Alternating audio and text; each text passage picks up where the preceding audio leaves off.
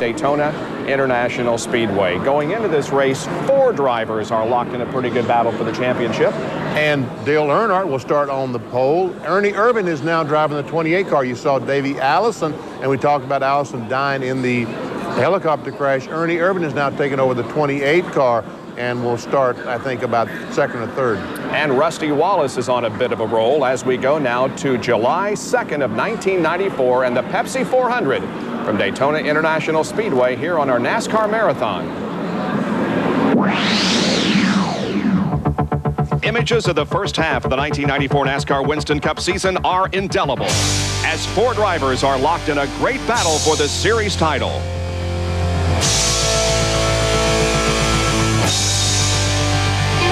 Leader Ernie Irvan has won 3 events, 4 poles, and only 2 races out of the top 10. He's never been lower than second in points.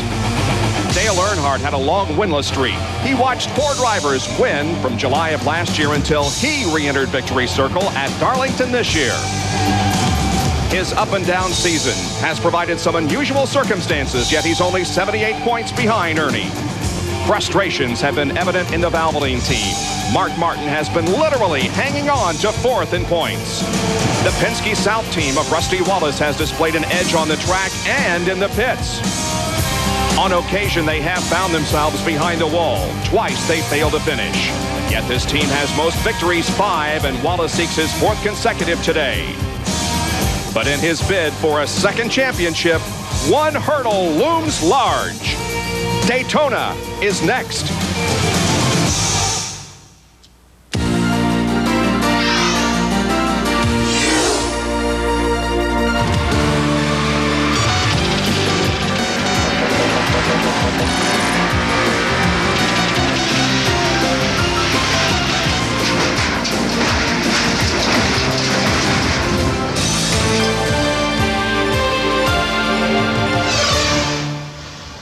ESPN, the world's leader in motorsports coverage, welcomes you live to Daytona International Speedway for the Pepsi 400. 4th of July weekend brings mostly cloudy skies to Daytona. The temperature is 85 degrees, and there is a 70% chance of rain, hopefully later this afternoon. We've reached the halfway point of the NASCAR Winston Cup season, and here are the point standings. Ernie Irvan with a 78-point advantage on Dale Earnhardt. Ken Schrader in 5th position is only 6 points out of 4th. The second 5 led by Morgan Shepherd, but Michael Waltrip, who is currently in 8th, has come from a season low of 22nd in the point standings. Hi, everybody. I'm Bob Jenkins. Happy 4th of July weekend, and thank you for joining us for our annual breakfast at Daytona and the running of the Pepsi 400. You know, there have been win streaks in the past. Harry Gant had a winning streak a couple of years ago. Mark Martin had one last year. This year, it's Rusty Wallace. He is going for his 4th consecutive win here today. But Daytona has not been a place that has been good to Rusty Wallace. He has never won here. As a matter of fact, his best finish has been a 7th. There are lots of factors when you come to Daytona in July, including the heat. With more on that, here's Dr. Jerry Punch. Thank you, Bob, and hello, everyone. You know, oppressive heat is the enemy of every race driver. And here at Daytona, shortly after 11 o'clock, let me show you, under the sweltering sun, it is right now 133 degrees, and we have not fired the engines or run a single lap of yet. Now, arguably, no driver adapts better to the hot, slippery race conditions than the man beside me. Last year's winner and today's pole sitter, Dale Earnhardt. But he remembers only twice in the history of this race, some 35 years, has it ever been won from the pole. The last one to do it, Kel Yarborough, way back in 1981. And also some anxious moments this morning. Yesterday, they had an engine come apart in the final practice. Didn't get to run the final practice. They scrambled to put the car together, put the engine in this morning, and they have a lot of questions to be answered today. For more, let's go upstairs to Ned and Vinny. Well, Jerry, the heat that you were talking about makes this race in July totally different from the Daytona 500 that's run here in February. Handling becomes a key factor here in July because the heat makes the racetrack very slick.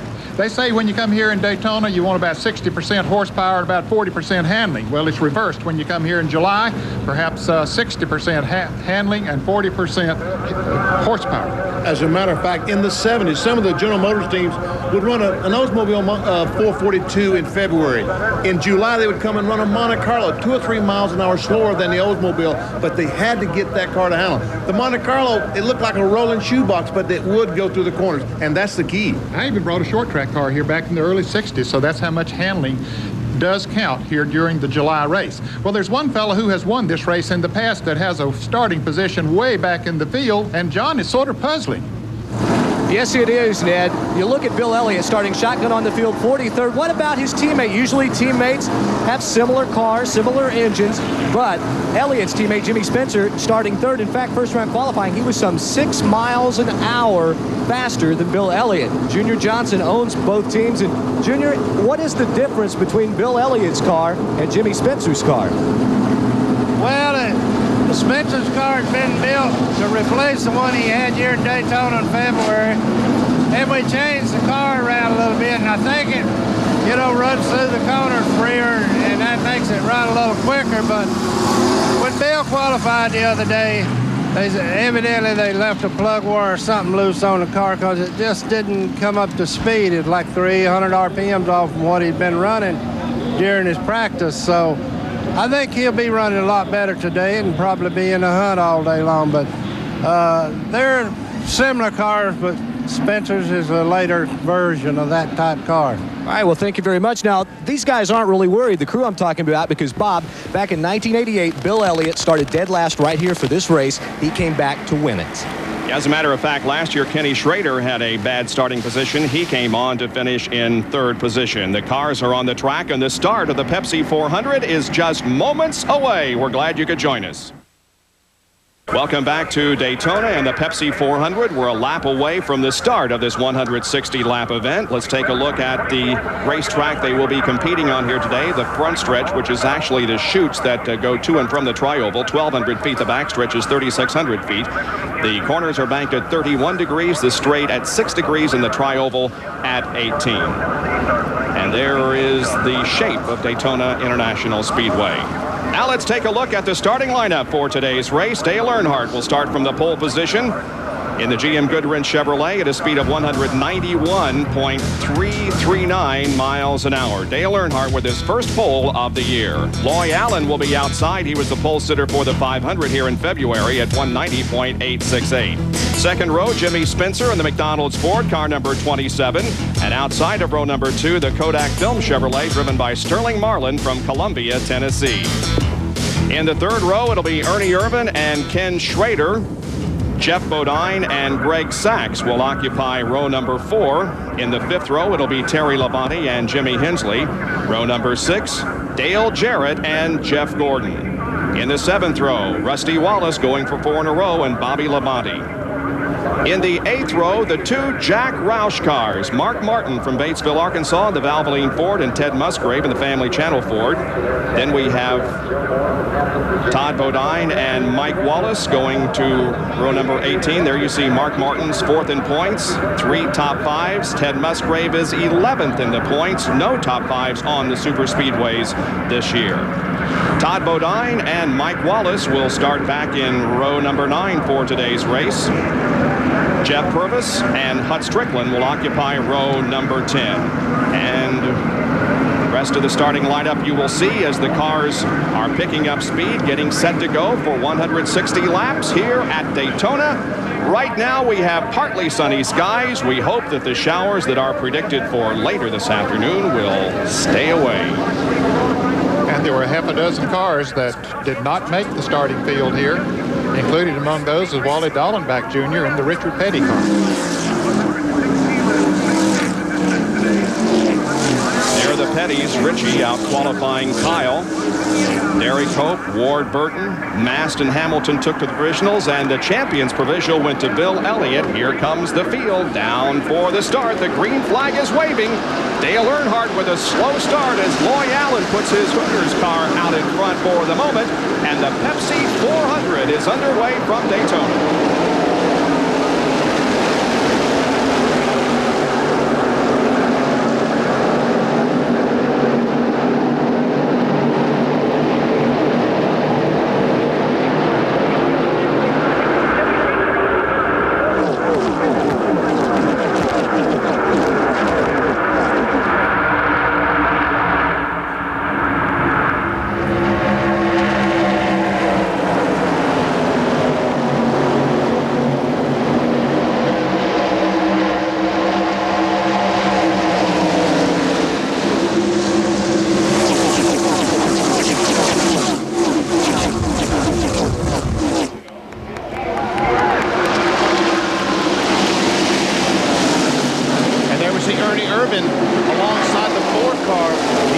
back to the line by about a fender. Don't you know he wondered, why couldn't I have done that in February and won the Daytona 500? Loy Allen led the first lap. Ooh, some contact there between Allen and Jimmy Spencer in turn number 2. Allen led his first NASCAR Winston Cup race at Michigan. 7 laps, and he just led lap number 1 of this one. But now the field begins to shuffle about as Earnhardt has grabbed the lead. And look at the change of positions back of him. Well, Spencer had to back off when he got sideways there when he and Loy Allen got together. And when you back off of a restrictor plate engine, you're going to lose some position. It takes a little while to get the momentum back up. So they did a lot of scrambling passing him.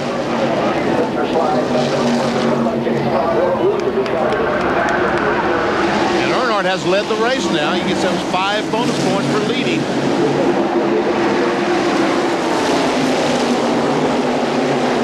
That's one of the reasons that Ernie Irvan has such a big lead.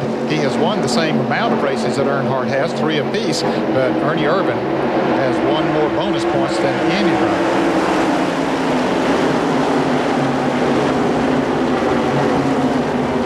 Irvin in 3rd. There's Greg Sachs running in 4th position. The battle for 5th between Jeff Bodine in number 7 and Sterling Marlin in number 4 as they again are in the banking in turns 3 and 4.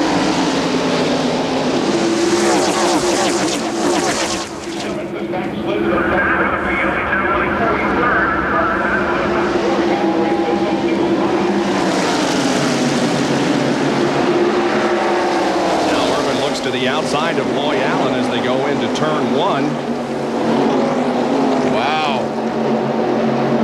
Might have been a mistake on Ernie's part. It opens up the bottom lane, and Greg Sachs is trying to take advantage of it with his Hoosier teammate Jeff Bodine right behind him.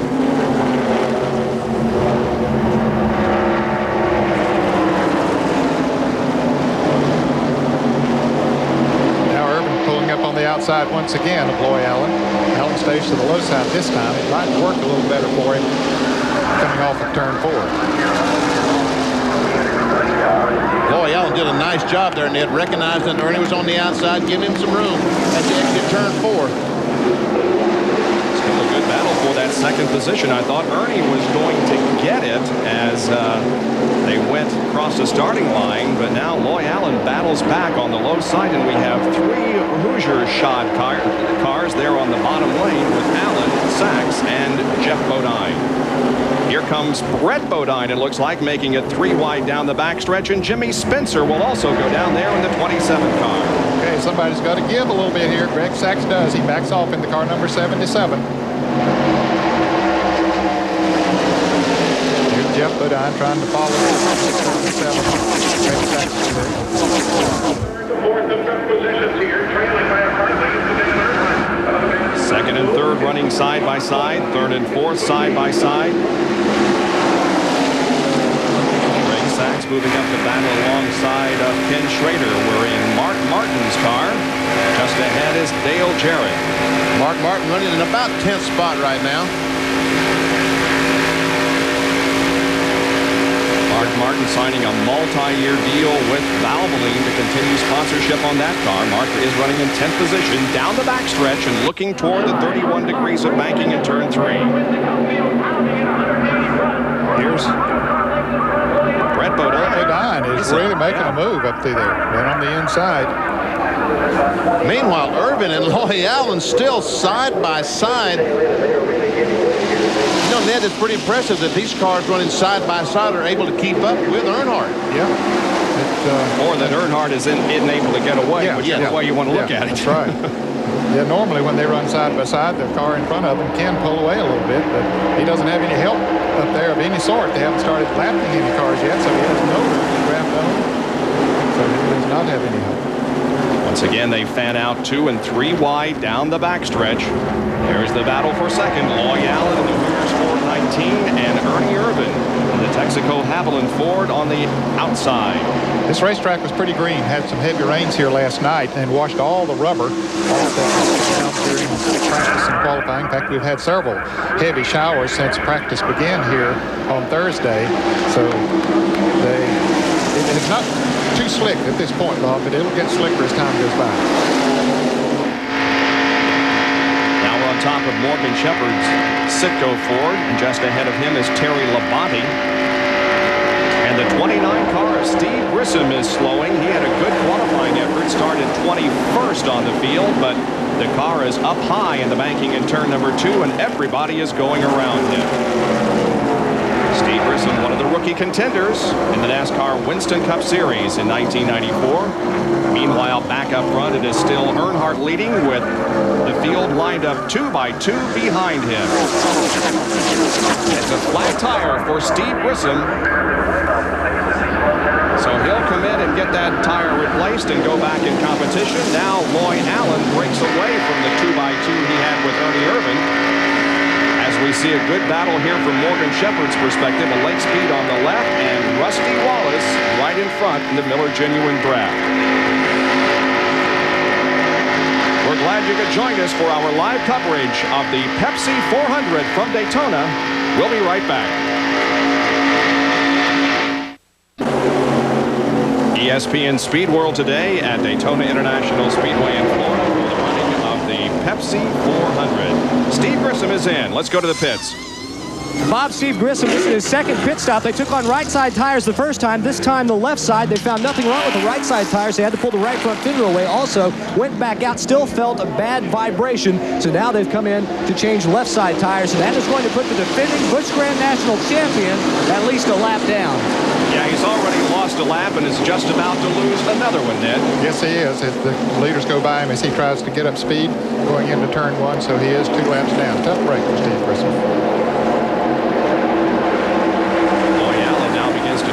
Just a little bit, and we don't see the 2 by 2 much anymore. It's basically a freight train now. Now here comes Ernie Irvan down to the inside of Loy Allen. There's the 75 car of Todd Bodine, and once again, as we saw during the Daytona 500 here in February, that car running very well.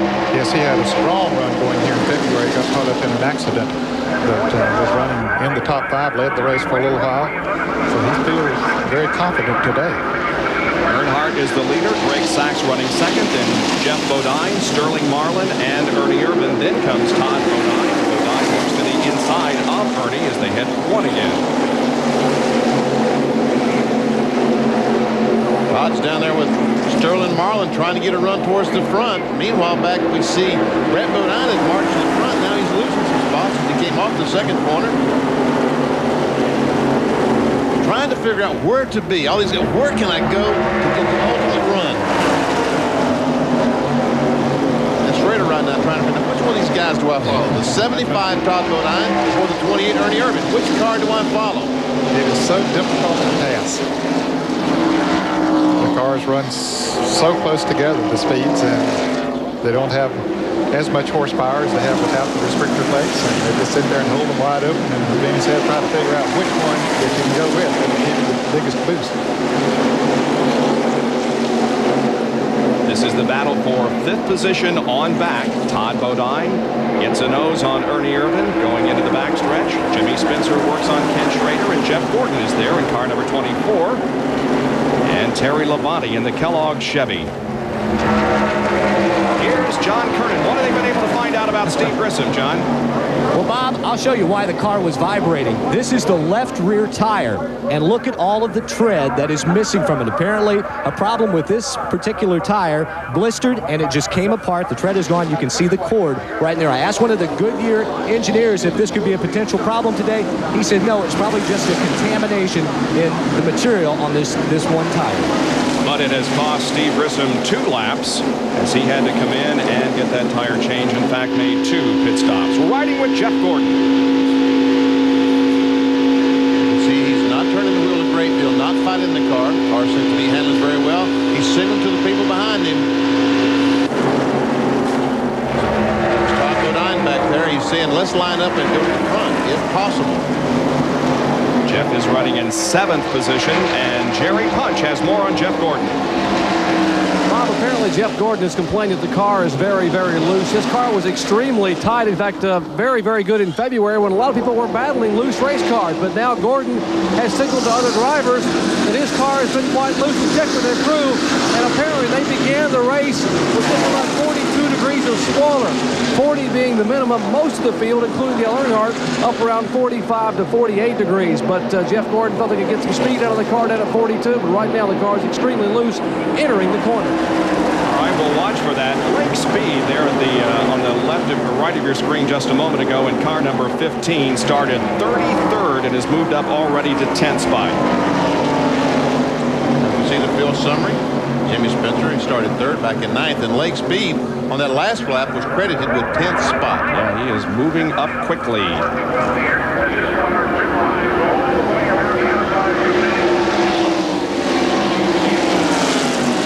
Rusty Wallace back in 28th spot, so Rusty is not moving toward the front as much as he had hoped. Matter of fact, he's moving backwards. Yes. A little bit at this point. He started 13th. There you see the only car not on the lead lap, Steve Grissom, who had the tire problem. He's 2 laps down. Does that Brett go down on the inside of this group? Yep. You see Loyal trying to pass somebody on the left side of our screen. Bobby Labonte is leading this group of cars. And Brett is falling back. Yes, he had moved up in the top 10, and all of a sudden he got in the wrong line of traffic and got shuffled back. He's running 16th right now, but started 22nd, so he has picked up several spots here in the early going. 17 circuits are completed at Daytona. Been all green so far, and it is, for the most part, at least up front, a freight train, no 2x2 racing. We do see a little bit of it here in the back of the pack, but up front it's basically nose to tail, as Ricky Rudd apparently has some problems. And that black 12 is Tim Steele. Once again, Chuck Bound is still trying to recuperate from the injuries he received at Pocono, and Tim Steele, for the 2nd race in a row, is driving the Bobby Allison injury. It's Ricky Rudd in the car number 10. The car just does not seem to be handling. It looked like maybe was a little smoke when he went in that turn. I thought I saw a puff of smoke as he went turn 3. He is definitely not going into the turns as fast as some of the others. We'll watch that. Ooh, a couple of cars get together there, bumped momentarily. That was Joe Nemechek, who almost had an encounter with Ward Burton, and Mike Wallace was also there. And now we move up to the lead pack as Earnhardt once again is at the front of the field down the backstretch with Greg Sachs right behind him. Sterling Marlin running in 3rd spot. Dale Earnhardt has won this event on 2 different occasions, 1991 and 88, and he has a total of 4 wins. Jerry, what's the problem with Ricky Rudd? Well, apparently Ricky Rudd had just radioed Bill Engel, his crew chief, that apparently something has soured in the engine. Can you believe it? After they opened the season with a brand new team here at Daytona, finished 8th in the 500, hoping for even a better finish today. The engine really getting sour and sour more each lap by. So a tough beginning for Rudd here at Daytona.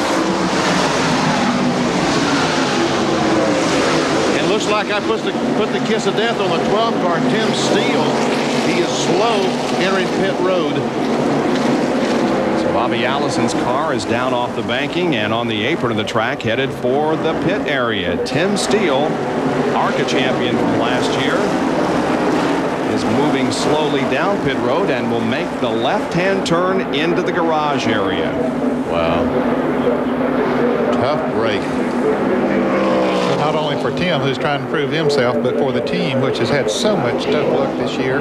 Don't have a major sponsor on the car, and Bobby Allison Motorsports has had a tough time.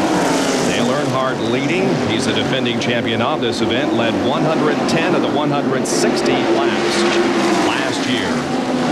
The number 8 car of Jeff Burton, now 10th after starting 27th.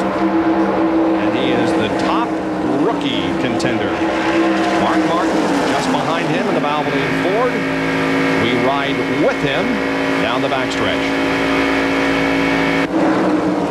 Lake Speed just ahead of Jeff. You can hear the in-car count. We can hear the engine in Mark Martin's car.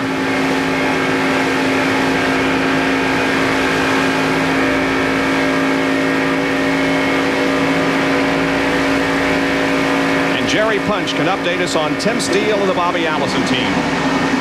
Talk about not having any luck. A 3-time winner of the Pepsi 400. Bobby, your car is headed to the garage area. What's the problem? The motor went away. Just no warning. Just said the motor went away. Is Chuck Bound going to be okay to come back in a couple of weeks? Well, we hope so. when that guy wrecked him at Pocono, it did hurt him worse than we thought it did. And, you know, just been really unfortunate for him. But even worse with Tim Steele in the car, that we just can't seem to get things headed the right direction.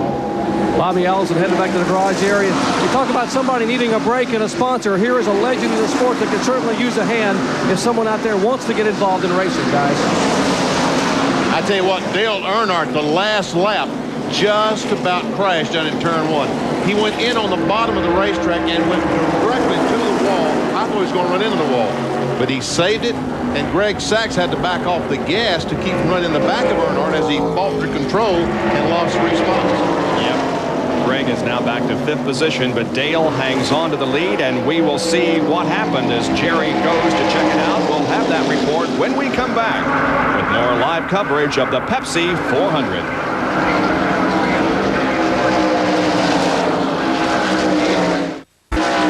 There is some great racing going on up front. There are your top 5 cars, and Sterling Marlin, who won the Daytona 500 here in February, is trying to inch his way ahead of Dale Earnhardt.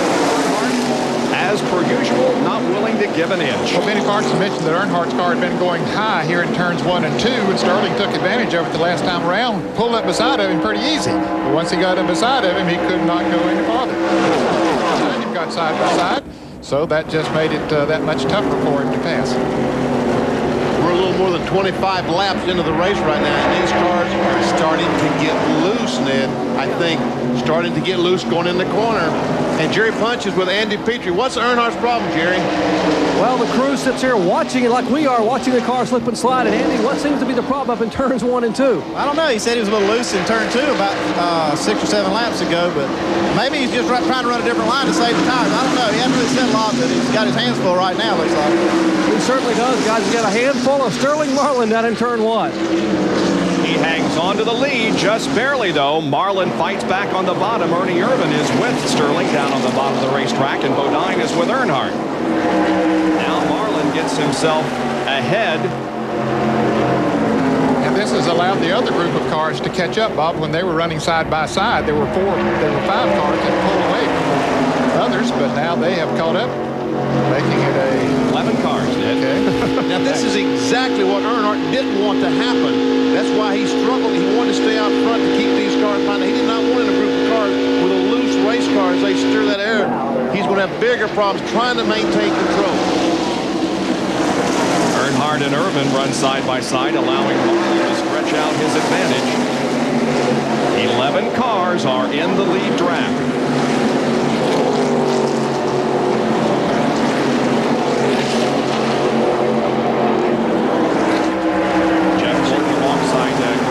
There, Benny, and Lake Speed is up there battling with them. And John has more on this great drive by Lake Speed as he goes to the inside and tries to pass Gordon and Greg Sachs. John? Well, I was just talking to Donnie Wingo and the crew. I said, what happened? Y'all didn't qualify that well until yesterday. He said, well, the car runs great in the draft. Now, while Jerry was talking about Dale Earnhardt being loose, they picked up just the opposite problem. Lake radioed in 1 lap ago, told the crew that he had picked up a slight push in turns 1 and 2. So we'll look for them to make a slight adjustment on their first pit stop. All right, we go back inside Jeff Gordon's car now. That's Lake Speed. On the outside, Greg Sachs has already passed him.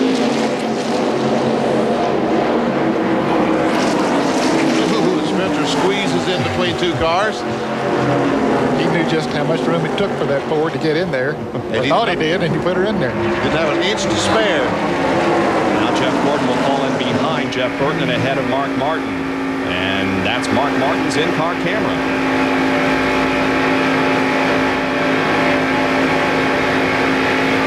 There's a little bit of bouncing when you come off the turn 4. That's not the camera bouncing. Well, it's bouncing up and down along with the car.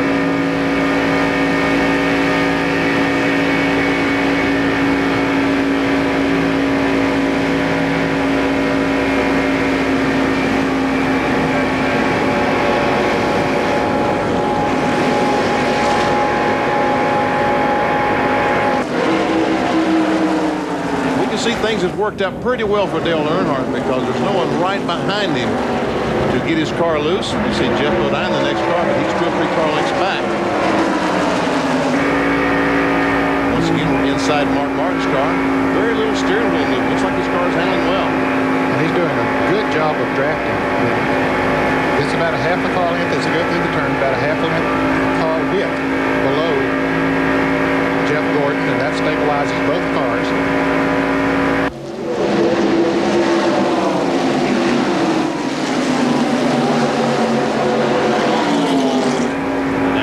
Summary shows you that Bill Elliott, who started 43rd, has moved up to 30th. And here is Ernie Irvin taking the lead away from Sterling Marlin. Boy, he made that look easy. He saw a weakness on Sterling's part coming off of turn 2 there and just slipped right up beside of it. He wants those 5 bonus points. And the first 4 beginning to separate themselves now a little bit. The top 4 are Earnhardt, Marlin, and Jeff Bodine. Jimmy Spencer back there in the 5th position. Indeed is losing a little bit of ground. Well, now he's beginning to pick up a little bit as he's broken away from Late speed. late speed.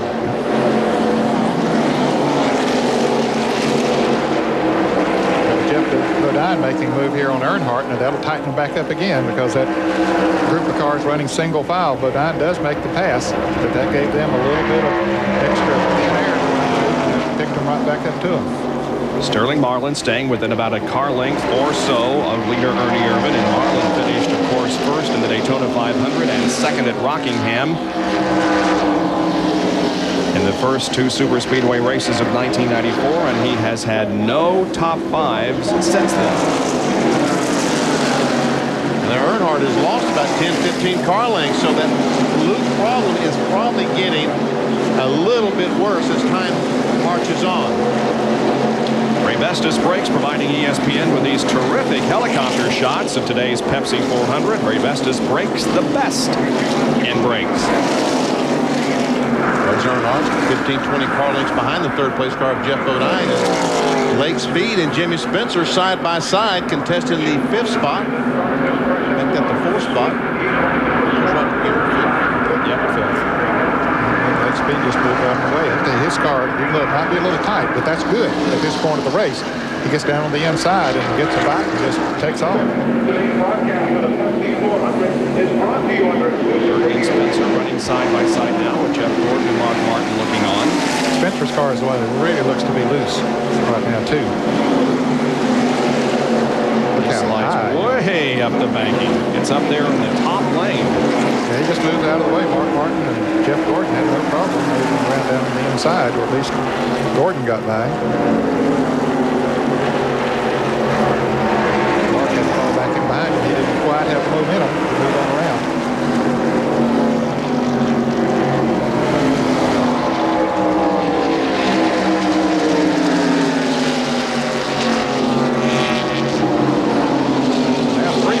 Moved away from the pack. Ernie Irvin, Sterling Marlin, and Jeff Bodine. Ooh, they're 3 wide coming through here as Earnhardt goes up top of Lake Speed. There are your lead trio: Ernie Irvin, Sterling Marlin, and Jeff Bodine. Irvin has 4 restrictor plate wins, with 2 here at Daytona and 2 at Talladega. We'll be right back. Celebrating 50 years in auto racing from 1948 to 1998. 3 cars running right together as ESPN brings you live coverage of race number 15 in the NASCAR Winston Cup Series for 1994, the Pepsi 400. It's Ernie Irvin, Sterling Marlin, and Jeff Bodine, your top 3. And they have broken away from the 4th place car, which is now Greg Sachs. Here comes the second group from 4, 5, 6, 7, 8, 9, 10, and 11 as Mark Martin finally does pass Jimmy Spencer. Ken Schrader is running at 11th position at the tail of this lead draft. About 5 laps ago, Ken Schrader had lost the draft of this group. He was about 2 seconds behind them, but now he has caught back up to them. There's our lead group and our second group. Bob just told you. Now there's another group. Let's see Schrader closing on the back bumper of Spencer. Now let's go back and check on another group being led by 12th place runner right now, Dale Jarrett. They were really tight a few laps ago, Bob. Jarrett was leading a pack that included Terry Labonte, and there we see Todd Bodine right behind Jarrett. They've sort of broken away from Jeff Purvis and Morgan Shepherd, and Labonte's car got off the loose. Ted Musgrave is back there in that group. So they're not doing a real good job of drafting. They're not staying close enough together, but about 3 laps ago they were. There were about 7 cars that were very close together. Bodine in 75, and Jeff Purvis in the Country Time car is next, right ahead of Morgan Shepherd. Now here comes another group of cars.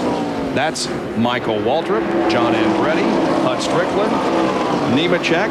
And here is Rusty Wallace. And he is the Miller way Genuine back Draft there. Ford is running in 34th spot. John Kernan for Jerry. What's wrong with Rusty? Well, we said he was on a roll at the beginning of the day, 3 in a row, and I'm with Buddy Perry, the crew chief. Buddy, what is the problem? Well, the problem is, you know, we wrecked out in February, and we also wrecked in Talladega. This is a brand new car. It hasn't been in the wind tunnel. We just got it off. Matter of fact, the paint's not even dry on it. So Rusty's doing a great job. We're using this as a gauge to run the car at Talladega. We're going to come in and make some adjustments and see if we can get this thing caught back up. Rusty's doing a good job just hanging on right now. You see Earnhardt's fading. A lot of cars are loose out there. But like I said, we have no time on this race car, and so we're doing all we can do. Basically, it becomes a 400-mile test session for the Miller Motorsports team and Rusty Wallace. Running back in 33rd position, just behind Rick Mast. Rusty tested at the Indianapolis Motor Speedway recently, brought 4 cars and 9 engines, deciding on which one he'll use there. Lake Speed drops to the inside of Dale Earnhardt and tries to pick up that position. That's for 8th spot. And Earnhardt seems to be dropping back. John, what's the story there? Just talked to Richard Childress, and Earnhardt a couple of laps ago had radioed in and complained that the car had picked up a severe push. Now, we anticipate pit stops happening around lap 50 to 53. Childress says what they will do is try and loosen the 3 car up, get him back out. In fact, one of the crew members held up 2 fingers. We might even see them go with just a 2-tire change. Wow. See, he looks like he's loose the way he's going in the corner down there. He looks like he's fighting a loose car, but it could be this car just not turning when he gets down to the corner. And Jerry Punch has more on pit stop, which should be coming up before too long. Guys, remember Talladega? It's called Let's Make a Deal. Who's going to pit win and who's the dancing partner? Well, right now we're already seeing some of the deals being made down here. The 4 car and the 28 car both expect to pit around lap 54. That means if they were to go green, they could make it on 2 pit stops only. 2 pit stops, 54, lap 108, then have 52 laps to go to the checkered flag. Looks like possibly Mark Martin and some of the other crew chiefs are down here also trying to make a deal to come in all at the same time. And there's a deal being made right there as Larry McReynolds comes over and talks to Tony. That's Tony Glover, the crew chief on Sterling Marlin's car. Of course, Larry McReynolds, the crew chief on Ernie Irvin's car. And we saw they were not very animated in their discussion. As the race wears on and we get down to the end, it becomes much more animated. Hey, you got to pit. We got to pit together. Right now, with only 40 coming off, 43 laps being completed, there's a whole lot of control. Once again, up high on the racetrack. Ken Schrader about to move around him.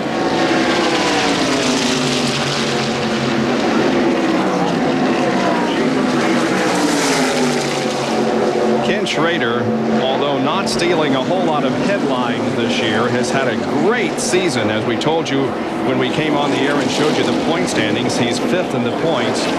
But what, 6th behind 4th place Mark Martin? So Ken Schrader is having a great season for Hendrick Motorsports. We'll be back with more live coverage of the Pepsi 400 in just a moment. Irvin is your leader.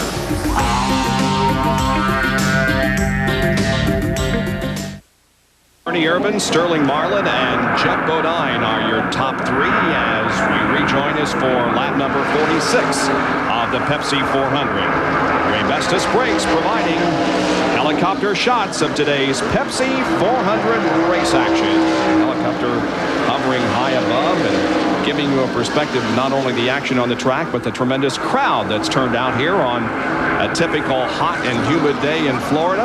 And there is the 23 car of Hut Strickland that has apparently, well, an engine or something has gone wrong because he's going very slowly. He could have run out of gas, Bob, but it's a little bit early with the restrictor plate engines. They don't run nearly as much gas. If they were not running restrictor plates, we would have already seen the entire field in the pits. But, you know, it's possible that he could have run out of fuel. Tell you what, he's awfully slow up in 3 and 4. Maybe he'll make it back. Maybe he won't. If he don't, that'll be a break for a lot of cars. Well, he's in the middle of turn 4. Looks like he is going to make it. We understand that Dale Earnhardt will be making a pit stop in the next couple of laps. We'll keep our eyes out for that.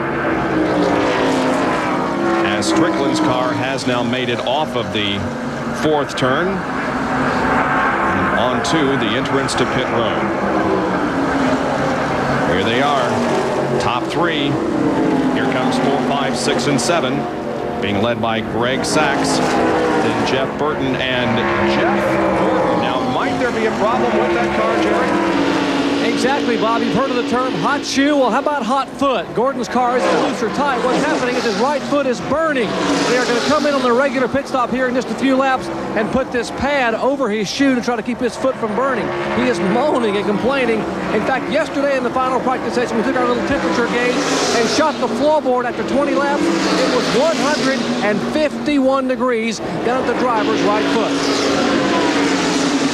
That's hot enough to fry an egg, isn't it? Or your foot. I don't know how they're going to get that piece on his foot. I mean, they have a window in the right side of the car, and I don't know how they plan on doing this unless they're going to take the window out and someone dive in the car with him. Because with him strapped in the way he is, he can't lean down to do it. No, he can't reach down and do it. Well, Hut Strickland did make it back to the pits, but they have a hood up on his car, so apparently it was not out of fuel. They haven't even attempted to change tires or anything. Here's Mark Martin now looking ahead to Jeff Gordon, and pit stop should be occurring here momentarily. That's the completion of lap number 49. And see the windshield, see how Jeff Gordon's car is going up? That's a Lexan windshield. It's not glass. That's why the picture distorts every once in a while. Yep. Let's look at the telemetry here. Tachometer on the left and the speedometer on the right. 6,590, 6,600, 6,700 RPMs. Man, oh man, see at the short tracks we're accustomed to seeing like 8,500, here about 7,000 RPMs, 192 miles an hour. On the right there, you see the red. That is the highest that they achieved, so 65.13. And here comes Harry Gannon for a pit stop. Harry starting his final race ever at Daytona. Now that we're into the second half of the season, every track that Harry competes on will be his final performance at that particular venue. 4 tires. Harry got a 1957 Chevy convertible last night. He traded for one of his race cars. And here comes Brett Bodine in for a pit stop. Now we are beginning to see the pit stops being made under green here with 50 laps completed. John Kernan can see it. Brett Bodine in. It looks like it's only going to be right side tires for the Quaker State Ford. They also bumped the spoiler up. Apparently the car just a tad on the loose side. Also tape on the front nose. Bobby Labonte brings his Pontiac in. Yes, it's a 2-tire change, and Brett is down and away. Bobby Labonte in for a change. It's going to be a 4 tires as they will take the lug nuts off on the left side. Also 2 cans of gasoline. We expect a lot more crews coming down as they swing around to the left side. Now Jimmy Spencer is also in further down pit road. They make a chassis adjustment on Bobby Labonte's car, and Loy Allen also coming down pit road. So is John Andretti. Lake Speed is in. Jeremy Mayfield, Bobby Hillen, Derek Cope. He is overshot or something. Ned's microphone isn't working, so let me tell you that Derek Cope overshot his pits. Couldn't find it. He's got to go all the way back around to find his pit. Jeff Gordon comes in. Kyle Petty is on pit road. Jerry Punch will call Jeff Gordon's pit stop. Here he comes. We'll see if he puts that thing on his foot, Jerry. Well, the bad news for Jeff Gordon, they have told him under a green flag pit stop, which this is, they will not have time to put the pad in. As Benny Parsons mentioned, they had to take the right side window out and take the net down. The window net has a clamp. They told Jeff, if we get a caution flag, we'll hand you the pad so you put it on. All they do right now is change right side tires, steering, rev the motor, puts it back in gear, and he is down and away. Swing around the left side. It's a full tire change for Dale Earnhardt. They've also taken a rubber out of the right front. Right that's tight. Earnhardt has a little bit of sheet metal damage on the left front of his nose. Apparently, Earnhardt had gotten into somebody, but it doesn't look like it's serious damage. Now, here come the front three as Irvin, Marlin, and Bodine all come to... Oh, and we have a near crash on pit road as Ernie Irvin and Todd Bodine ran into each other. What happened, Jerry? Well, contact. It was the front end of Todd Bodine's car. The left rear fender on Ernie Irvin's Haviland Ford is crumpled in. The crew now never faltered 1 second. They have already changed right side tires.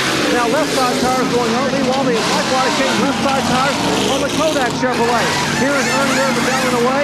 They finally pulled the jack on Sterling Marlin's car, and he will head down as a tire rolls across the middle of pit road. Rusty Wallace will dodge the tire as he breaks his car in for his first pit stop. The tire has made it to the grass, so it's not a threat to be hit. Rusty Wallace getting service on his Miller Genuine Draft Ford. And here is what happened as Bodine and Ernie made contact. Todd Bodine is leaving the pits. Ernie Irvin's coming in, and they do make contact. And I tell you what, that tire, let's watch one more time. As Ernie's trying to get to his pits, Todd Bodine is trying to leave. And, folks, that could have been some serious damage.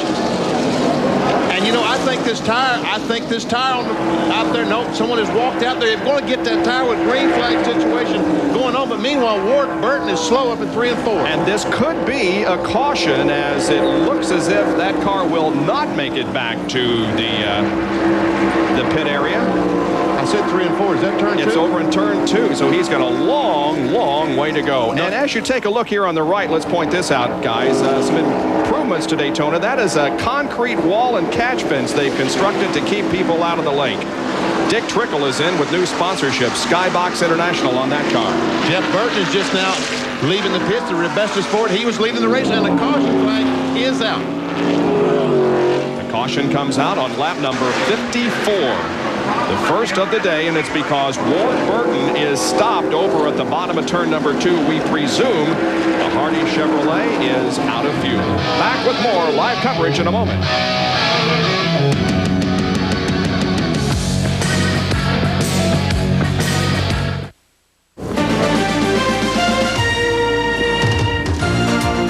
Track Facts are brought to you by Quaker State, the intelligent oil for longer engine life. Exhaust pipes or tailpipes in your passenger car basically are pretty boring. Round, symmetrical in shape, and about 2 inches in diameter. That's because your passenger car doesn't have to worry about ground clearance or exhaust gas temperatures. Now, what are we talking about in Winston Cup racing? The Winston Cup car has a minimal ground clearance, about 3.5 inches allowed between the bottom of the tailpipe and that racetrack zipping by pretty quickly. And also the exhaust gases coming out of a Winston Cup pipe over 1,400 degrees, which can make that pipe glow in the dark at times and expand.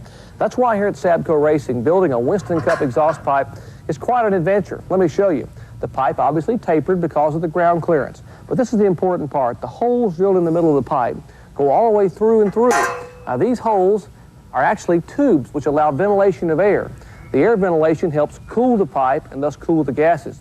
Now cooling the pipe minimizes the expansion so the pipe won't scrape as you're going through the turns at speed. But also the tubes allow structural integrity of the pipe, making the pipe even stronger. So if you were to scrape, it's not going to crack. So even making an exhaust pipe is a technological adventure in NASCAR Winston Cup racing.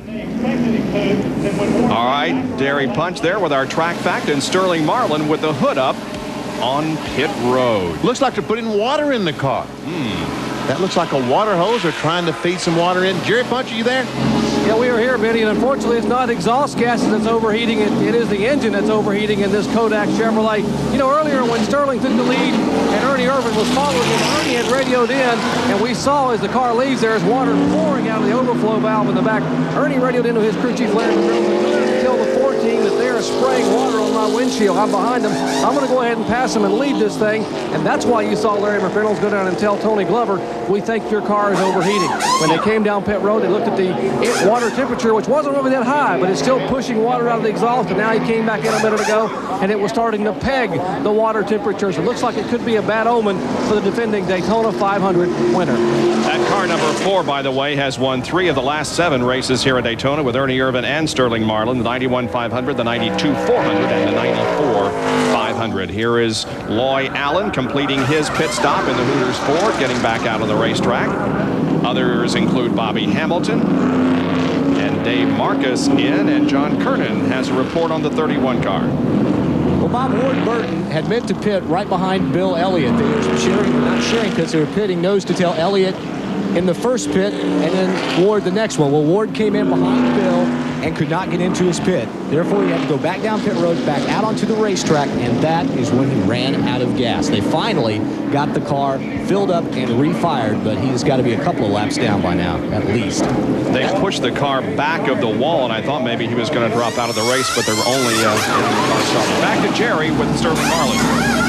This time they're going to come back in and put 4 fresh tires on the car. They've changed the right side tires, come back around and change left side tires. Once again, they'll top it off in fuel. Remember, most of these teams trying to make it on just 2 fuel stops. They'll also come across and add a round of bite in the left rear. They make it a round and a half, so they now let the car off the jack and he is down and away. But a little bit of smoke from the car as he begins to make his way back to turn 1. As we watch all these pit stops, I want to say hello to one of our producers, Pam Miller, who's back in Charlotte, North Carolina. Hello, Pam. Hope you're feeling better. Yeah, we hope you can rejoin us real quick. And a new race fan entered the world on May 17th, Alexander Thomas Laddick, who is the son of one of our cameramen, Tom Laddick, Tom and Vicky, with a new baby boy, 7 pounds and 12 ounces. Well, some sunning going on here as the sun remains out, and some hot tubbing. Looks good. Wish I could join you. We're calling, however, the Pepsi 400 NASCAR Winston Cup race, and we'll be right back.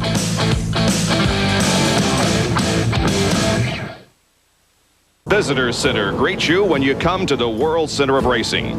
But by the spring of 1996, it will be transformed into an $18 million expansion known as Daytona USA, where race fans can experience the excitement of motor racing. Daytona USA will double the size of the existing building and will incorporate state-of-the-art interactive technology. It will educate and entertain not only the knowledgeable race fan, but also non-motorsports-oriented visitors. Sir Malcolm Campbell's record-breaking Bluebird racer will be on display, as well as historical memorabilia and numerous exhibits. Opening in the spring of 1996, Daytona, USA. $18 million will be spent in the next year or so to bring that into reality, and it's just another reason why you should come to Daytona, certainly to see a race, but if your visit brings you at an off-race time, why, you can see a lot here at Daytona. You know, Ned, I bet you they haven't spent $18 million on this racetrack up to this point. I think the original cost was somewhere between $2 and $3 million of the track itself. And this expansion several years ago was about $9 or $10 million, so that is a huge number they're talking about. We're showing you an Autolite field summary where everyone is running at the moment as we remain under caution.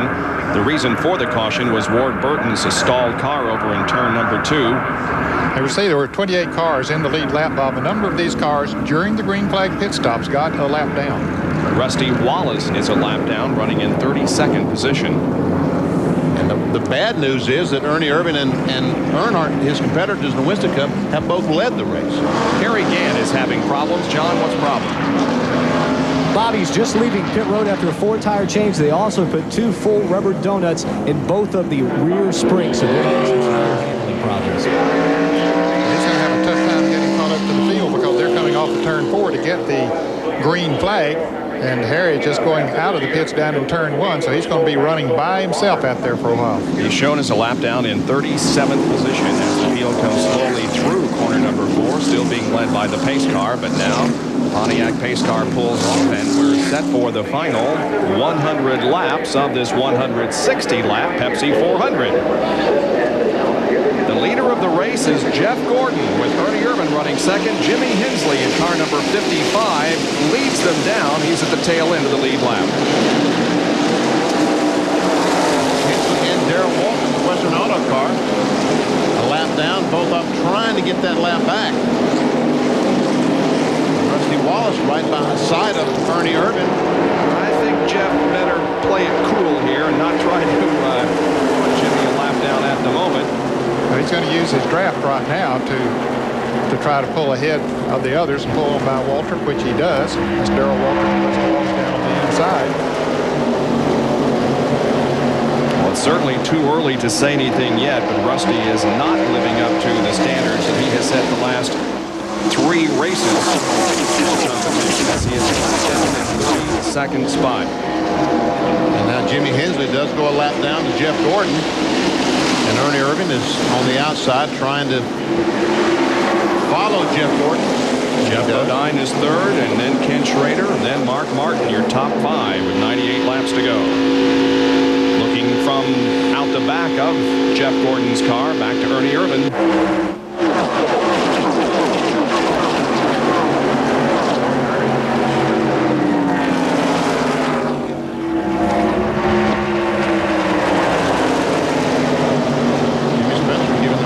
Car great run today, and there's Derek Cope. Fingerhut car, he's a lap down as well. Yeah, he missed his pips, as you pointed out, Denny, and had to go back around again, and that really cost him. You pointed out, Ned. I just said it. Okay. Yeah, I couldn't say it. I can say it, but they couldn't hear me. Oh, Mark Martin almost on the apron down there, but trying to go by Schrader. He had a good run. Thought he would take that spot away, and he might. He's still contested. 7 cars break away, but included in that group is Jimmy Hensley a lap down. Mark Martin and Ken Schrader are battling alongside each other. And Dale Earnhardt is catching up to this group. Greg Saxon, number 77, seems to be going the wrong way. Yeah, I don't know if he got caught down on the inside lane there behind Darrell Walter, who's not running as fast as those other cars. Now Greg moves up on the outside, and that cost him several positions. Now Rusty Wallace moves over to let Lake Speed and Dale Jarrett go by.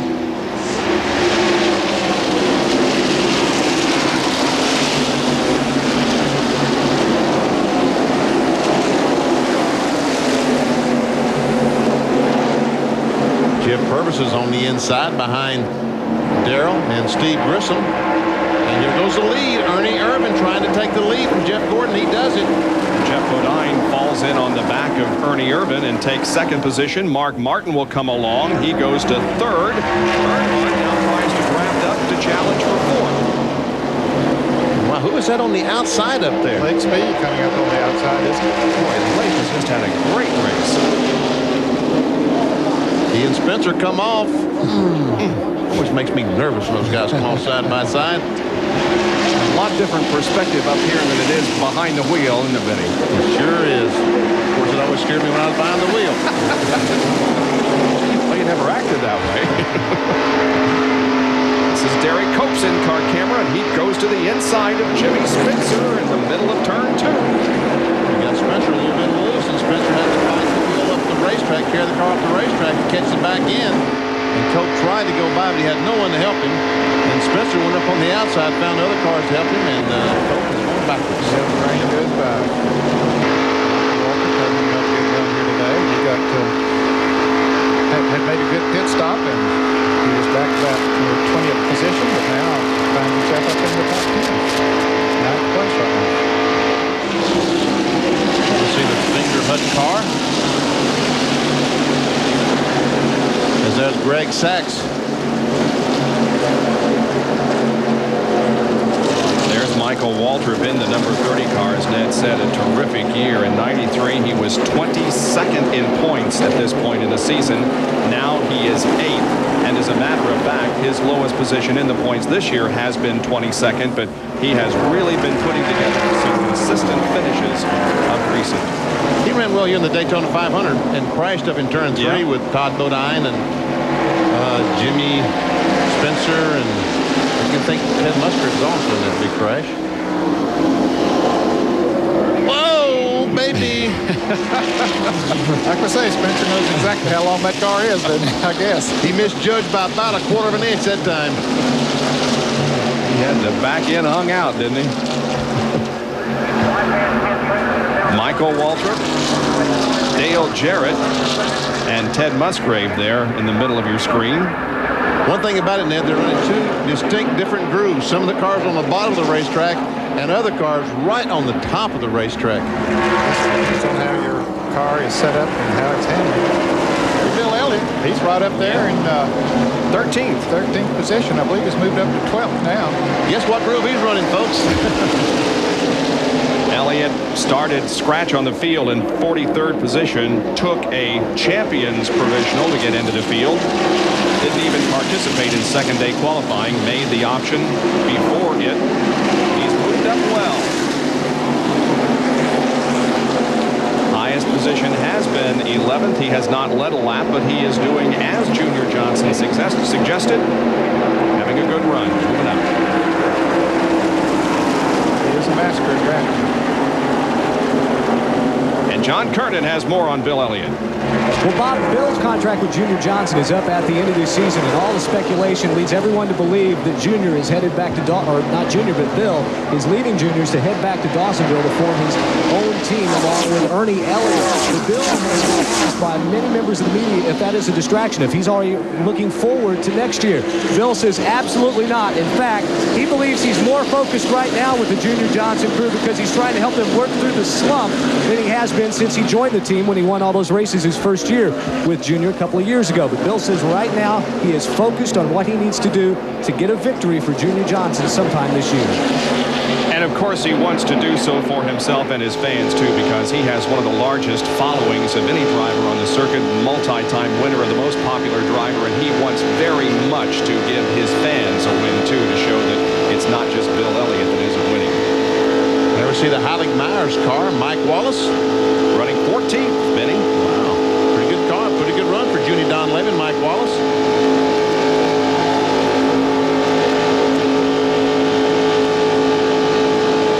Through the crowd, there goes Saxby on the outside. Roy Allen, the outside pole sitter, closes up front on the back bumper, Mike Wallace. He's a lap down. Todd Bodine is also in this group. Well, Ernie Irvan leads with Jeff Bodine running second, Mark Martin third, Jeff Gordon fourth, and Dale Earnhardt fifth after 70 laps. 98. No, that is not a NASCAR Winston Cup stock car. It is the car that Paul Newman co-drove to victory at the 24 Hours of Daytona. We are at Daytona, USA, and that's one of the many cars on display here at this ultimate motorsports attraction. And you're watching the ESPN2 NASCAR Marathon. We're watching right now the Pepsi 400 from July of 1994. So far, clean race, no cautions. Ernie Irvan is looking pretty good at this time. He's looking real strong, and he gets around this racetrack very, very well. Remember, he has won the Daytona 500 driving the Kodak Film Chevrolet, that car that before he got in the 28 car he's driving now. And Rusty Wallace is going for 4 wins in a row. On a super speedway. Remember, we showed you Harry Gant when he won 4 in a row at Martinsville, but this Rusty was going for 4 in a row on super speedways. He won at Dover, at Pocono, Michigan, and now on Daytona International Speedway. 73 laps have been completed in the Pepsi 400. Let's go back to July 2nd of 1994. There are the leaders as we complete lap number 73 of the Daytona International Speedway Pepsi 400. It's Ernie Irvan, Jeff Bodine, Mark Martin, Jeff Gordon, and Dale Earnhardt. The white car on the inside they're going by is Richie Petty, the nephew of Richard, Maurice's son. He's been off the pace quite a bit, 5 laps down in 41st position. Here's Gerald with Ernie Irvan. Guys, a couple of laps ago, Ernie Irvan radioed his crew. Said, someone go down and tell the 7 crew and the 6 crew, if they'll stay in line, we may have a chance of pulling away. Tell them that black 3 is coming in a hurry. So Irvan said, hey, tell Bodine to stay right behind me. Won't get away. Otherwise, Earnhardt's going to catch us. It looks like that Dale is doing just that. He has passed Jeff Gordon. He's now in 4th position and coming forward. Here's Jeff Burton. Remember, he was running very well earlier on. Well in the top 10 before those pit stops. He finds himself now back in 15th position. There are your top 3.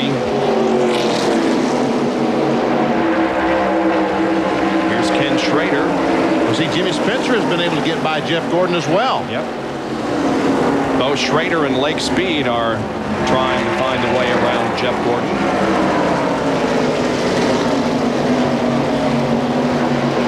Derek Cope there, car number 98, is running very, very strong. He's a lap down, but he's able to run with the leaders as we look out his windshield towards Lake Speed.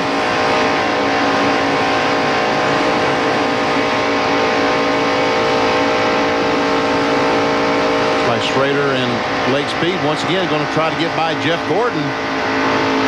And I believe they'll do it. And here comes Derek Cope. He'll try to move as well. And Gordon not fighting him too much. Dale Jarrett's going to try to come on the inside as well of Jeff Gordon off of that turn. And folks, if you look at that speedometer and say, nah, these cars aren't running 185 miles an hour, trust me. Oh, yeah. Yeah, they are. 190 at the end of the backstretch.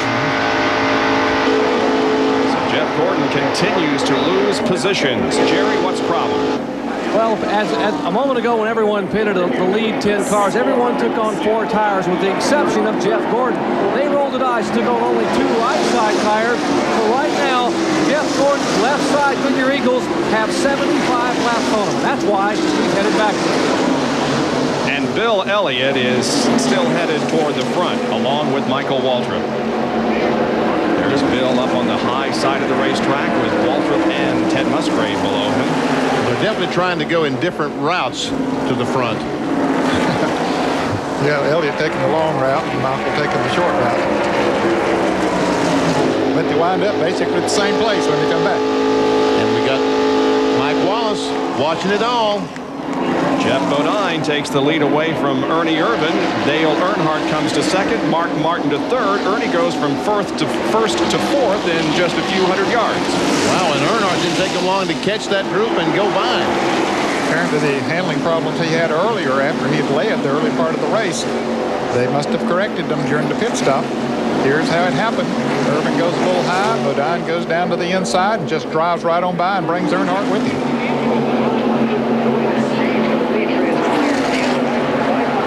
By the way, Richard Childress wanted me to remind all the GM Goodwrench fans that he is going to have open house at his shop in Welcome, North Carolina, July the 30th and 31st.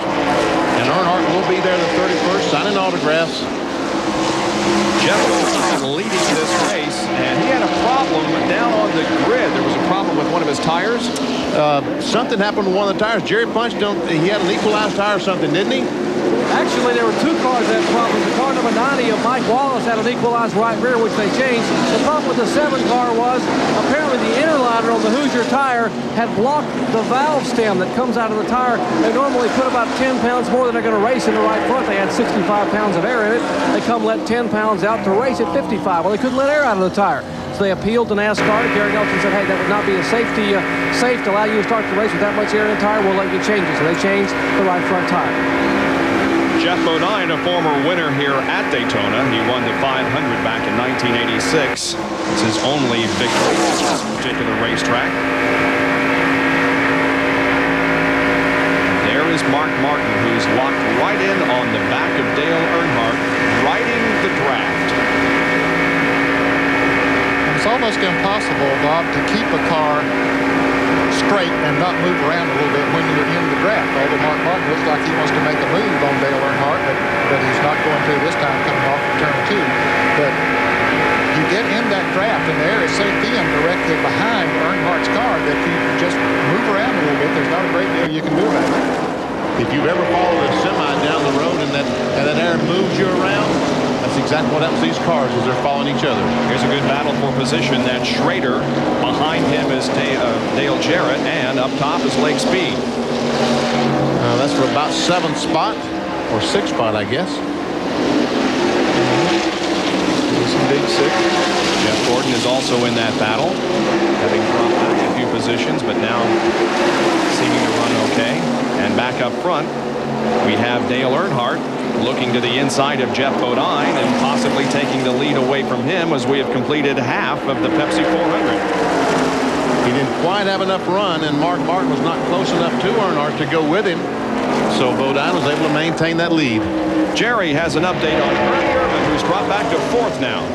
Guys, a few laps ago, we saw Ernie Irvin lose the lead and go back to 4th place. That was actually by design. Ernie said the car was just too loose running up front with cars tucked right beneath his rear deck. And Ernie has a 48-degree spoiler. Remember, 40 is the minimum.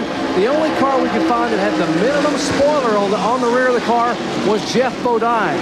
He was at 40 degrees. And yesterday in the morning practice, Dale Earnhardt knew that Bodine had a 40-degree spoiler, was able to put his nose right underneath the back of the X-side Ford and make Bodine so loose he was able to make the pass. We're going to see if he can pull it off once again. Bodine is able to stay there today. And we see Spencer in 5th. There's our 6th, 7th, 8th, 9th, 10th. And on back. And on back. Ted Musgrave, the Family Channel car on the inside, trying to make a move. Now maybe Mike Wallace will be there to help him along. As Jeff Burton gets hung up on the outside, riding with Derek Cote.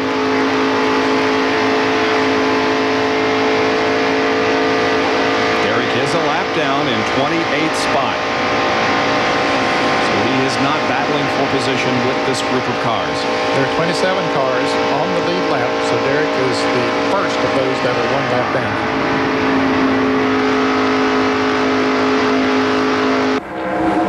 Here comes Ernie Irvin trying to take over the 3rd spot from Mark. Does. And Jeff Bodine is trying to get some draft off here again. Is that what he's doing down there, Ned? That's exactly what he's trying to do, but Earnhardt's going to try to take advantage up on the outside. Bodine gets some draft off of here again, picks up a little speed, beats Earnhardt into the turn. You can see that he did gain about a car length advantage by moving down and getting the draft off the Scope Bandit to help him go down the back straightaway a little bit faster. And by the way, Harry Gant is a lap down, maybe 2 laps down now, I believe. He is in 37th position. So up front, we have Jeff Bodine as the leader, followed by Earnhardt, Irvin, Spencer, and Martin.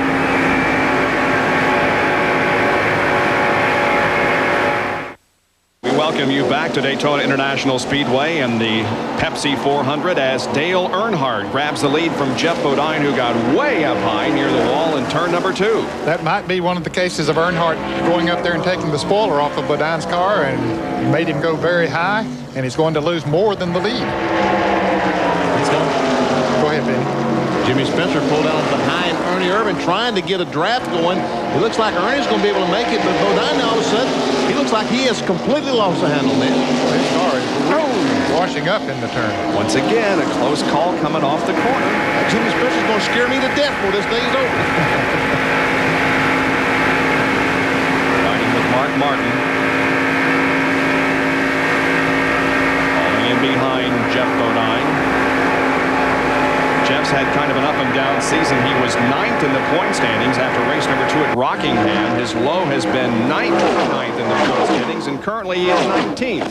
But he has had a good run here today. Currently in 4th position, Jeff Bodine. Here comes the other group, and a lot of racing going on. Sterling Marlin trying to weave his way through the traffic. He's up to 13th. Bob, he was 27th when this race restarted because he just came out of the pits after making all those pit stops when they were trying to cool it down. And now he takes another position, so he has moved up to the 12th position.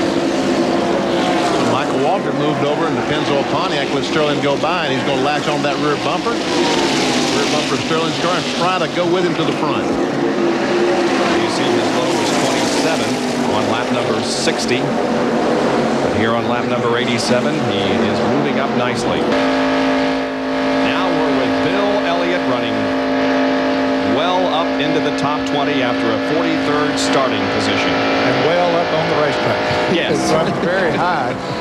That's what seems to work best for his Budweiser Ford, so he just keeps running the high side of the racetrack. Stay right with that group.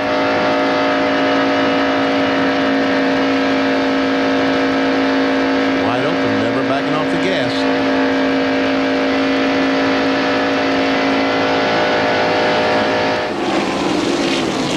Jerry Punch has more on Sterling Marlin's march to the front. Charlie, we told you they thought they had an overheating problem. I'm with the engine builder, Sheldon Pittman. The car was running hot early. What was the problem, or do you have any idea what the problem is? We hope it was just a pressure cap, but it can be anything from a cracked head to a bad head gasket. We filled it up, the temperature went down, and right now it's all right, but we have filled the water tank up. In case it runs hot again, we'll just have to cool it down. So he's watching that temperature needle. If the water comes out, it'll begin to peg, and then he has to pit. Right. We'll get somebody that's behind us to tell our spotter if they see water coming out of it. And that'll give us time to get ready to come in and put water in. So watch the right rear of that 4 car, the Kodak Chevrolet. That's where the overflow valve is. That's where they are watching here in the pits, as well as their spotter looking for any fluid coming out. And apparently some of the spotters have confirmed that indeed there is water coming out of that car. Now back up front, Ernie Irvan takes the position from Dale Earnhardt, and Ernie reassumes the lead. Stays right down on the bottom of the racetrack. Earnhardt's car washes up, it would say, on the racetrack, and it allows Irvan to take the lead. Here's Jeff Bodine and Mark Martin running side by side. Bodine trying to take over third. Good run, does it. A lot of that passing happening in turns 1 and 2, and that then is more of an indication of how the car is handling than anything else, because if the car is handling right, that's the place to pass on this track. I think these cars are going in. There's a bump as you enter turn 1. I think sometimes these guys go in and hit that bump, and it gets the car upset, and they have to go up the racetrack to chase it, because there's no reason. We saw Earnhardt lose the lead there. We've seen Jeff Bodine lose the lead there. Now, this second pack of cars being led by Ken Schrader is catching the leaders as they dice around up front there. They're running in a single file with Jarrett running right behind Schrader, and then Jeff Gordon back there, and they are gaining on the front runners.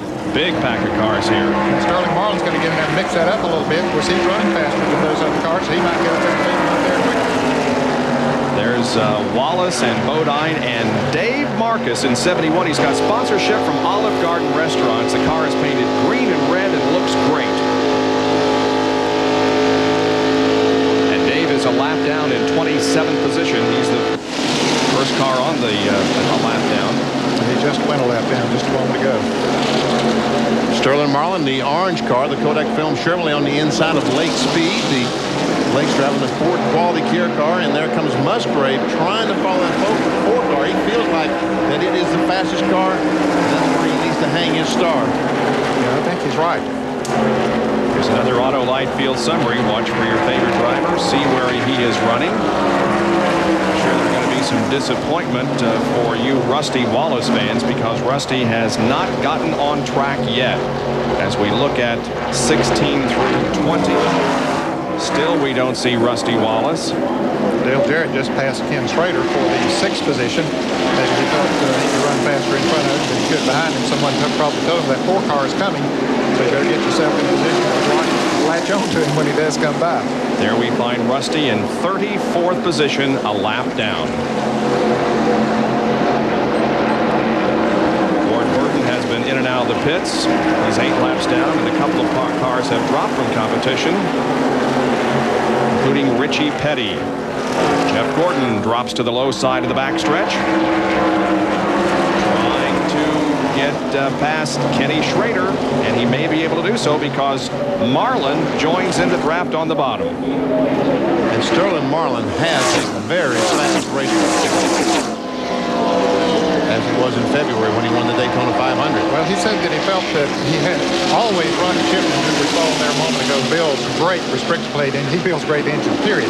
But Sterling said what helped him to win the Daytona 500 was handling, and he said yesterday, he said, we got the handle back, said we think that that's going to make this car be very strong again today, and apparently he's right. Schrader seems to be losing positions here. There goes Lake Speed.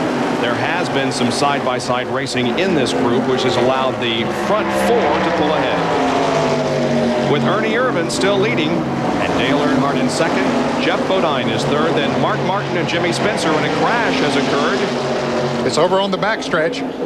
John Andretti has crashed, although the car is still running. And the caution flag does come out right now. Another caution flag. Our first caution of the day on lap number 94. So we ran nearly 100 laps. Our second caution, first one for a crash, I should say. And it Comes on lap number 94, John Andretti. Driving for Billy Hagan, encountering a problem on the backstretch, but the car is running okay. Or at least it's running well enough to make it back to the pits. Let's see if we can see what happened. Down to the inside, and there was in a pack of cars there. Terry Labonte goes by, and see those roof flaps go up? Yep, they work. When he got backwards, then they went back down. Keeping the car on the ground and slowing it to where John could get it headed in the right direction and just drive away. Yeah, I think the roof flaps did a great service to him there. As they have so many times in the past. I'm sure that all the cars will be driving into the pits. Well, this caution comes at a pretty good time, doesn't it, guys? 94 laps in, but if they stop now, they're probably going to have to one more time before we get to the checkered flag. Hey, Ernie Irvin is not, oh, the pits are not open. Yeah, pace car is not out there yet, so the pits are closed. We'll be back with more of the Pepsi 400 in a moment. You rejoin us, the procession comes down pit road. All of those on the lead lap now able to pit during our second caution of the day. Our triple split. Ernie Irvin on the top, Dale Earnhardt in the middle, and then Jeff Bodine. Jerry? Ernie Irvin's crew is going to try to fix a loose race car. They are pushing up on the rear spoiler. They will change all 4 tires. Remember, Irvin had complained the car was so loose he could not lead with the car. He had to fall back in the draft. Now he hopes with the spoiler pushed up to about 50 degrees, he may be able to lead back upstairs. Earnhardt looks like he's going to... Well, Irvin gets out first. Earnhardt got out first from where they were there. His was just a little faster. Ernie Irvin with a 19-second pit stop, and Dale tick of the watch slower than that, and Jeff Bodine with a 21-second pit stop. But a call to the Mark Martin crew, the Valvoline crew, they came out second in front of Earnhardt and Jeff Bodine. So good job, guys. There's Mark Martin. That's probably exactly what he said to his crew right now. Yep. Good job, guys. Well, the reason we are under caution is an incident on the backstretch. Wouldn't call it an accident because John Andretti, I don't believe, hit anything, but the car got sideways coming off the second corner. It slid to the inside of the track, got down into the grass, but John was able to get it headed in the right direction and keep it away from any wall. We're watching Mark Martin get a drink. Oh, that tastes good. Don't you know it? About 140 degrees inside of that car. Wow. There's Jeremy Mayfield, the 02 car. Here's a replay of John Andretti's incident in the backstretch. He was running right in front of, looked like the Jeff Purvis car, and all of a sudden the back end came loose, turned around, the roof flaps come up, stays down on the grass, the roof flaps go down, he spins around again, and we'll see those roof flaps come up once again. There they are. Those roof flaps have deployed, spoiling the air, and keeping the cars on the ground was a problem for stock cars for a long time, but it has been solved with a familiar term, aerodynamics. In the past few years, the buzzword in Winston Cup racing has been aerodynamics. As air goes across these very slick race cars, it creates downforce. But, Ned, when they get going backwards, you've got a problem. Yes, when they get 135 to 165 degrees around, it has a tendency to lift the cars. But the highly publicized roof flaps has helped the solution. We went over to Embry-Riddle University in their wind tunnel to take a look at how the air flows on this downscaled car. And watch as air goes across the front of the car like it's going around the racetrack at speed. Notice how smooth the streamers are down the side of the car. And across the top, and then of course when we get to the rear where the spoiler is, there is a little disturbance back in that area. And as that air strikes the rear spoiler, that's where we get the downforce on the back of the car. Now folks, watch as this wind is blown across the car backwards. Look at the roof of the car, just how smooth those streamers are. That is a problem because that is creating lift on the roof of the car. The higher the wind velocity, the lower the air pressure is. And there you can see the danger zone at 130 to 165 degrees as this air goes across that quarter panel of the car and across the roof of the car. As the velocity picks up, it creates low pressure at the roof level. And Benny, the same low pressure that causes the lift causes the roof flaps to be sucked up. And as you can see, it disturbs the air passing over the roof. And that's exactly what we're trying to do, disturb the air so we set the race car back down on the track. These guys know what they're talking about, don't they? It's exactly the same principle of a wing on an airplane, where you have to get up to a speed before the low pressure area is created and lift is given to the airplane. And that's how the roof flaps spoil that low pressure area and keep it on the racetrack. They've been working on that problem for the past 10 years, and they have apparently solved it. Rusty Wallace has not solved his problems here, however. He's back on pit road after 97 laps of the Pepsi 400.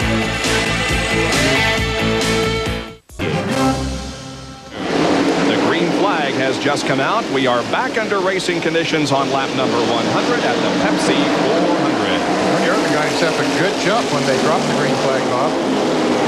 Mark Martin now beginning to close back in a little bit on him.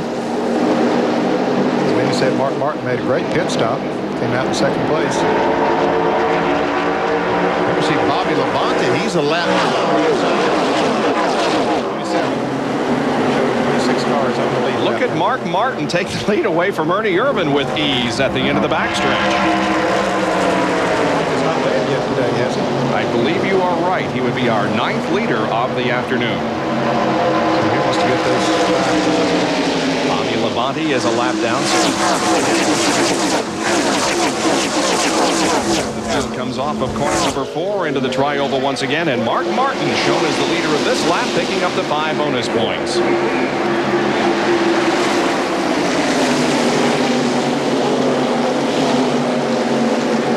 By the way, John Andretti, who caused that most recent caution period, was able to remain on the lead lap. He's running in 24th position. We also might mention, Ned, that a couple of drivers just before the green came out came in to top off. Ricky Rudd and Greg Sachs. That could play a part in the end of this race. Good. They had about 62 laps to go, and I can't imagine they can run that far, but who knows? At least they'd be able to go farther than the others and maybe catch a caution. So smart work on their part. Dale Earnhardt takes second away from Ernie Irvan, so now it's Martin, Earnhardt, Irvan, Bodine, and Dale Jarrett. Jimmy Spencer just passed Jeff Gordon on the last lap. 3 abreast here coming into turn 1. Sterling Marlin, Lake Speed, and Loy Allen. Jeff Purvis right down on the inside of Lake Speed. Purvis having a great run today. Sure he was running 20th before the pit stops. He came out in 10th place. They're both running engines that are built by Shelton Shipman. Longest we know in the garage area. Cope down on the inside. A bunch of cars going by as there's Michael Walter, Brett Bodine, Jeff Burton up on the outside of him.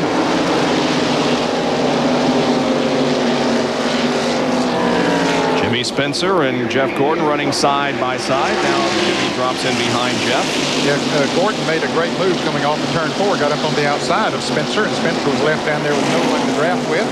So Jeff Gordon made the pass. And the 19 car of Loy Allen is smoking. You can see smoke coming from the back end of it, and he pulls up high on the racetrack to get out of everybody's way. Well, here comes John Andretti on the high side, right behind him. Come on, John, get down a little bit. And here's some jockeying going on for the lead. Ernie Irvan is going to push Dale Earnhardt. It looked like he was literally pushing him right into the lead. Earnhardt back on top. He was the pole sitter for today's race, and so therefore is eligible for the Unical bonus money. $15,000. And by golly, it's good to see Dale Jarrett running up front. He's had sort of a tough season, but he is right there for the lead. He's right amongst them and trying to go by Jeff Bodine. Yep. Didn't do it that time. Here comes Jeff Gordon up on the outside. Gordon has his car working better now. He's going to move around Jarrett up on the outside. Jimmy Spencer will probably go with him. Well, you got to take your hats off to Jeff Purvis. He is just running extremely well. He's passed Sterling Marlin. Sterling's going to have to fall in behind Jeff, as now Dale might be hung out on the bottom. Just don't talk anymore about it. And all of a sudden he goes from 5th to 10th or 9th or whatever. John Kernan has a report on Loy Allen. Loy Allen is taking the Hooters forward to the garage area. What happened? The car just simply got too hot, overheated, and finally blew up. Walked down, one of the crew members looked at me and said, "She blowed up." Well, a tough break for Loy Allen, who started on the outside in the front row. Jim Steele has brought the Bobby Allison car back out. He was out a little bit earlier. Failed to mention that something else is going on at the racetrack. So apparently the engine didn't blow on that car. Here's a change for the lead. Ernie Irvin goes to the front again as Jeff Bodine tries to come with him but cannot. We have seen some great racing, mostly between Irvin and Earnhardt here in the last few laps. Jeff Bodine has been a contender all afternoon, so has Mark Martin.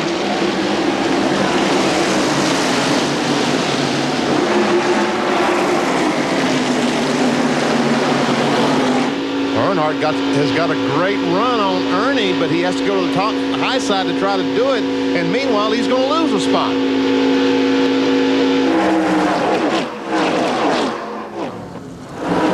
See, Jeff Bodine is taking over that second spot. There's Purvis. He and Dale Jarrett hooked up, trying to catch Jimmy Spencer. That's Spencer in the McDonald's car. Country Time Lemonade Mix 51, Jeff Purvis. Jeff Burton is also hanging right in there. Here's Brett Bodine leading another group of cars that include Bill Elliott, Derek Cope, Morgan Shepherd, Mike Wallace.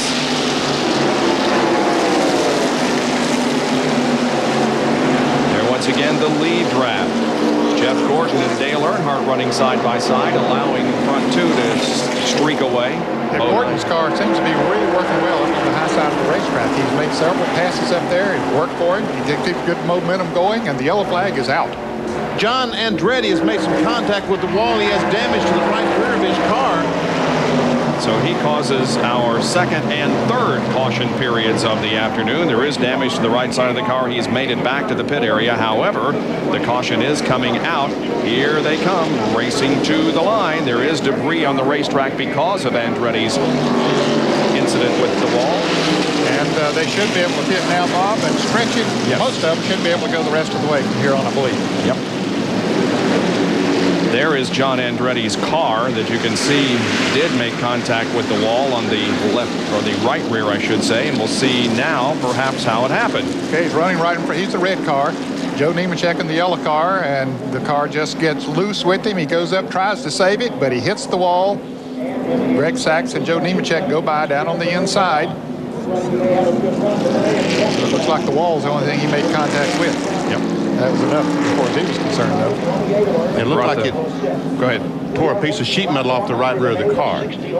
Then he came down through turns 3 and 4, and we believe maybe a tire blew. Yep. Oh, there it is. You can see. Yeah, there's where the right rear tire blew. That's what caused the damage to the right rear quarter panel. Yeah. And there's a piece of debris that caused the caution flag. Oops, it's gone now. This is our third slowdown of the race. The average speed of the race at this time is 158.624 miles an hour. We've been under caution for a total of 12 laps and are adding to that right now. You can see on that board 107 laps. It'll be 108 when they come by this time, so that means there will be 52 laps to go, so they should be able to make it on fuel from here on after they make this pit stop. Green flag, the pits are open. Who is going to go in? Is everyone going to pit? Looks that way. Yep. So that strategy by Greg Sachs and Ricky Rudd. Yep. Out the window. But, you never know. That's all right. Yep.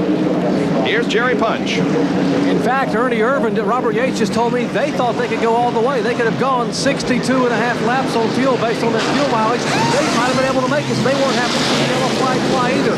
As they come to a halt behind them, Jeff Gordon, it is fuel only for Ernie Irvin. He does not take on tires. They're putting right side tires on Jeff Gordon's car. Likewise, and now they are stopping Ernie Irvin. The other cars at the end of pit road. We have a near collision as they jam the brakes on and now finally put the go sign. Jeff Gordon was able to go past Ernie Irvin. Boy, that was a mess. I thought we were going to have a major incident there. Yeah, that was definitely a mess down there, and I think NASCAR is going to sort that out because the Jimmy Cox board stopped the cars. There's another tire rolling across pit road, and cars are coming down through there. Rich Bickle goes by, no problem. Nemechek gets by. There goes Dick Trickle. Let's take a look at this again. We see Jimmy Cox with the paddle. that tells Irvin to stop, which he did. Okay, now here comes Jeff Gordon. He's the next car out. He pulls up beside of Ernie and also the 4 car. And we see Jeff Bodine and Lake Speed almost make contact. Finally, Jimmy Cox said, hey, I'm getting out of here. This is too wild for me. And again, I think NASCAR's got to sort this situation. Yeah, they were holding the cars because there were cars still out on the track coming by. They were going to hold the cars until those cars went by and then send them out in the order that they were coming out of the pits. But it didn't quite work that way, did it? And the 77 car stalled. For some reason, the crew went out, they pushed him back to his stall, or pushed him back to his stall, I guess to try to get the thing started. So it's tough. They pushed him on past his stall, Benny. They're pushing him on back down towards the garage area. He was in the very first pit down towards turn 1. We understand that maybe the rear end came out of it or something in the gearing as he started to take off. Greg Sachs had a great race going, especially the early part of this event. He was right up there for the lead. Back with more of the Winston Cup Pepsi 400 after this.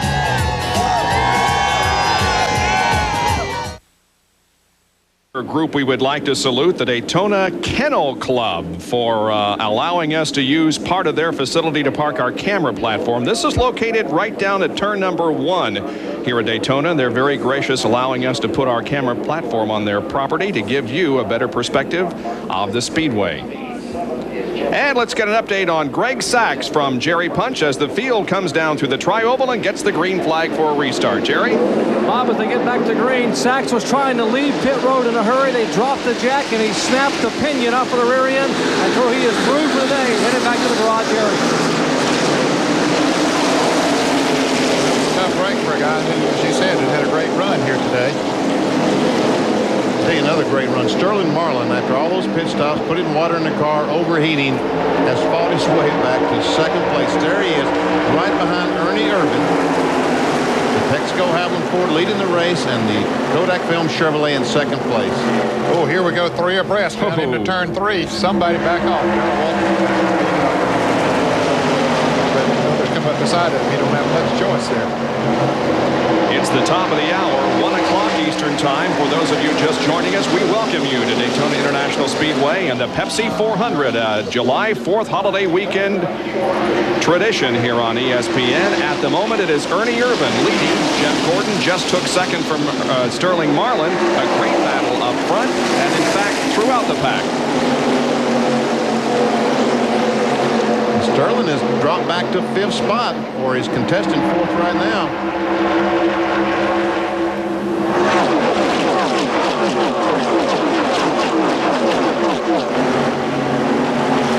Down the long 3,600-foot backstretch, Ernie Irvin leads the DuPont Automotive Finishes Chevrolet.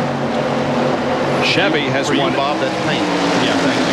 Chevrolet, by the way, has won 8 restrictor plate races. Last time a Ford won a restrictor plate race was by the late Davey Allison in the 28 car in the 1992 Daytona 500. John Curtin is with Loy Allen. Loy Allen almost had the pole. Earnhardt snatched it from you. You fell back early in the race, but you were just starting to work your way to the front. And what happened? The engine overheated? Yeah, we overheated. You know, early in the race, we had some rubber on the grill that kept getting on. You know, it's so tight in the draft. We tried to get out of the draft to cool the engine down, but I think it was just a little too much for it. You know, I can't say enough for this Hooters team. They really did a great job getting the car tightened up, and it started running really well at the end of the race. And, you know, now I can't say enough for this car coming back for Talladega. You know, when we crashed it there, the guys at the shop did a great job putting it back together.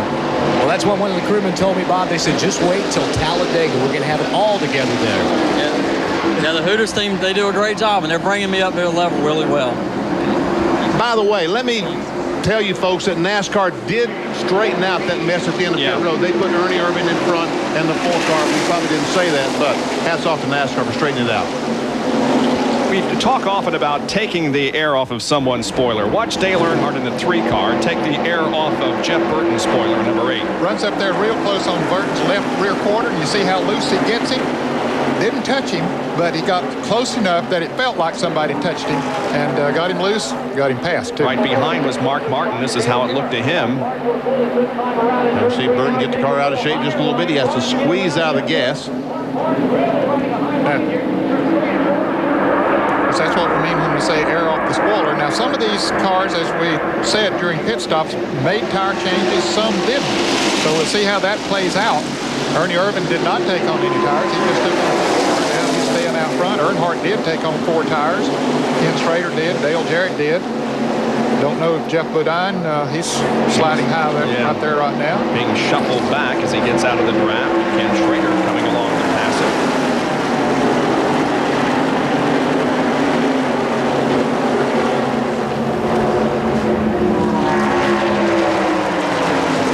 Martin trying to get on the inside of Jeff Burton. Right side of that car is the Burton automobile. He makes that, and here comes his teammate, Ted Musgrave. These cars started together, qualified together, and they are still running together. Mark Martin and Ted Musgrave, the Roush Racing team cars. Both are located in the same facilities down in Liberty, North Carolina. Well, here's our Busch race summary. Ernie Irvan has led 55 of the first 114 circuits. We've had 14 lead changes among 9 cars and drivers. 24 machines remain on the lead lap. 3 caution periods, total of 15 laps. Average speed just over 152 miles an hour. The lap leaders have included Ernie, who has led the most, then Dale, Jeff Gordon, Sterling Marlin, Mark Martin. Also, Ricky Rudd, Loy Allen, and Greg Sachs have led here at Daytona. And only 3 cars officially out of the race at this point. Hut Strickland, Richie Petty, and Loy Allen, whom we just heard from.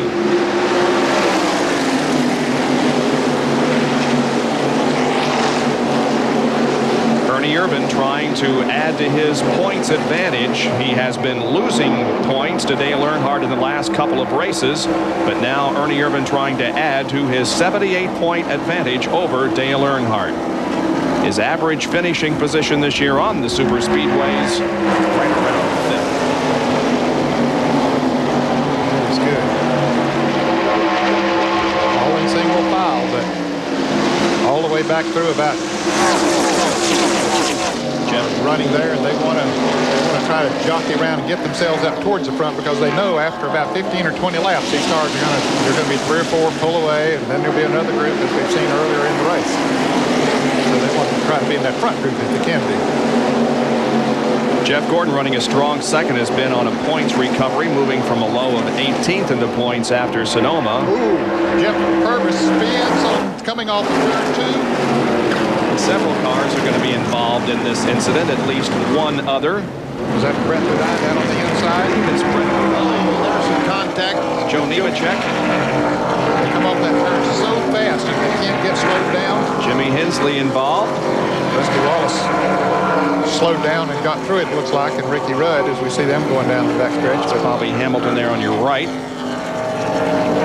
So our first major crash of the day involves Jeff Purvis and others, as he lost it in the middle of corner number 2 and took several other cars with him.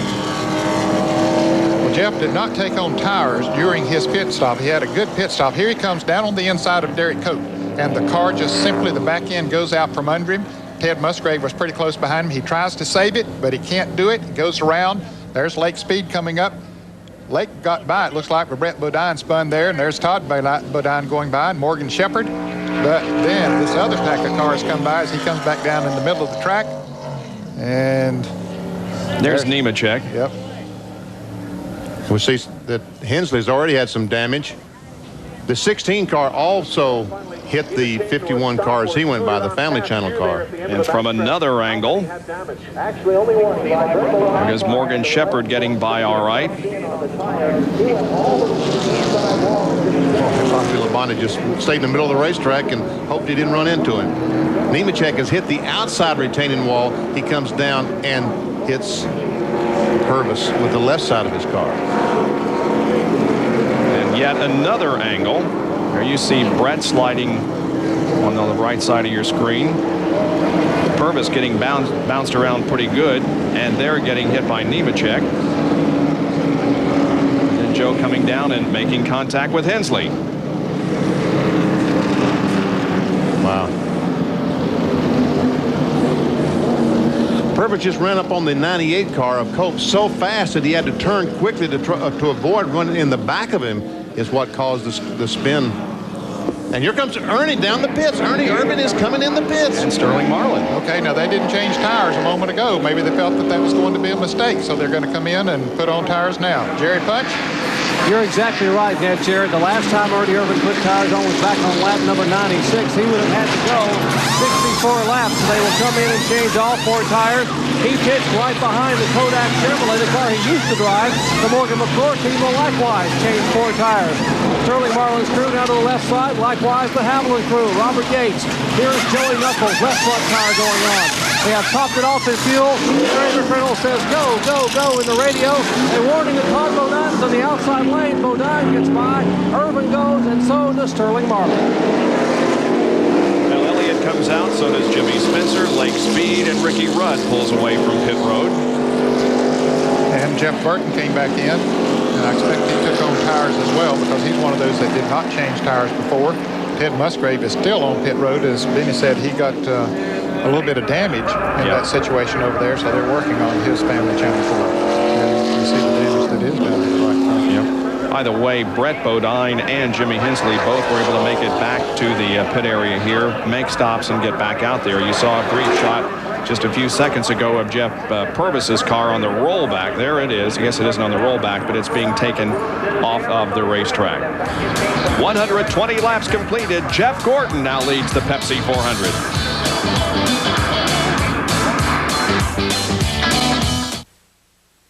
Daytona under caution. Daytona 500 winner Sterling Marlin back on pit road once again under caution for an unscheduled stop. Remember, he had an overheating problem early on. The water temperature up to 250 degrees. We talked to Ron Pittman, the engine builder, said it could be a cracked head, could be a blown head gasket. They had cooled it down to 210. It is now back up over 240 degrees. They brought him back in, put some more water in it. They have their fingers crossed. They are hoping he can last for 40 more laps, make it 39 more laps to finish here in the Pepsi 400. Sterling catching up with the rest of the pack as we take a look at the incident once again that has created our most recent caution. Jeff Purvis in turn number 2 gets sideways and causes a chain reaction. Well, it looked like Jeff Burton had to slow down a little bit, and so did Derek Cope, and then Purvis tried to dip down on the inside, lost control of the car, and then things really started happening. And we'll see that Nemechek comes into the accident spinning. There he is. He is spun as he comes back around. Boom, he hits the 51 car again. And the Family Channel car did knock off the right front fender. The first car by Purvis was knocked off the right front fender. From another angle, you can see how Nemechek came up and got sideways, then hit the wall, and as he came down the track, he hits Jeff Purvis. There's contact with him, and then he slides down into the infield, and he makes contact with Jimmy Hensley. But again, those roof flaps deployed on some of those cars, and it kept them on the ground. Jeremy Mayfield in that other car got tagged a little bit in the grass, too. Here's how Morgan Shepherd got through it. Well, I'm sure about now his spotter had said, hey, there's trouble up in front of you. Get it or slow down. The seas parted, and he went right through it, didn't he? Sure did. And as soon as he got through there, he hit the gas and said, let me out of here. Man, Morgan sort of on his honeymoon, got married. That's right, week. yeah. We wish Morgan and his new bride happiness. Cynthia. And we got 22 cars on the lead lap, and one of those is Rich Bickle. He's being shown in 21st position, and he wants to be sure to tell his class reunion, who are meeting this weekend, why he's not there. Well, he's down here at Daytona running the Pepsi 400, folks, so he wishes you the best. Have a good time, but Rich has got other things to do. There's the 90 car of Mike Wallace, who is being shown in 8th position. A good run for Junie Donlevy's machine.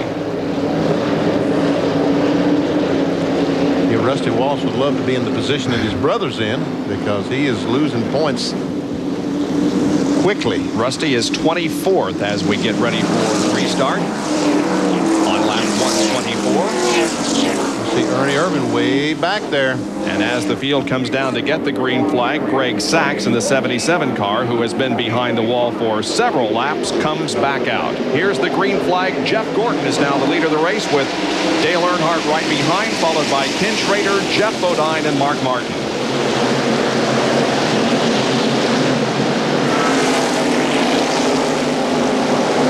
See Steve Grissom down on the inside, the Diamond Ridge automobile.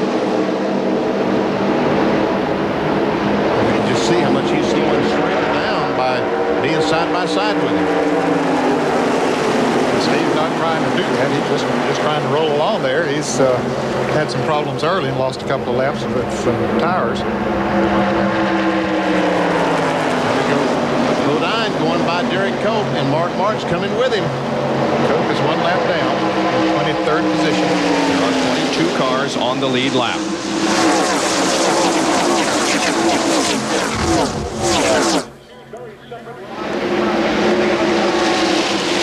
Boy, Derek Cope came very close to taking Dale Jarrett out. Yeah, that's a little bit as he came through the trial here.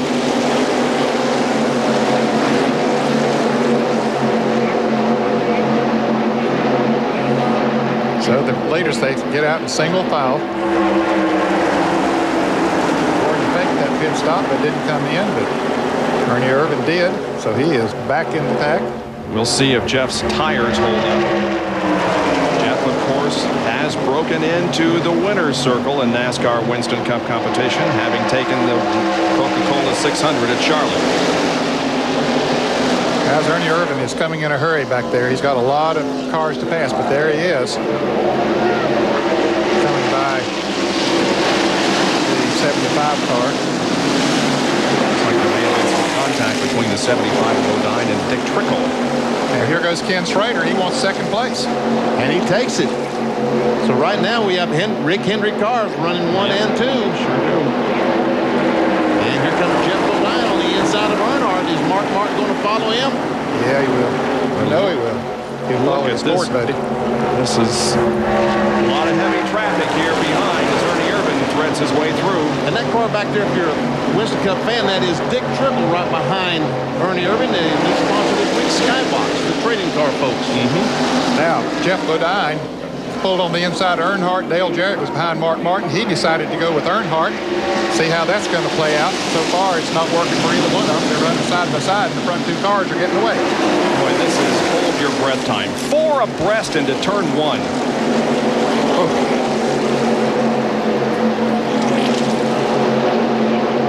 Bodine coming on strong. And so is Ernie Irvin. Yeah. Boy, he was back at about 20th position after these pit stops, and he has now worked his way back up in the top 10 and is on the move. He and Mark Martin are trying to go by Jeff Bodine. And they make it. Ooh, and Bodine moves up right in front of Michael Waltrip, that is.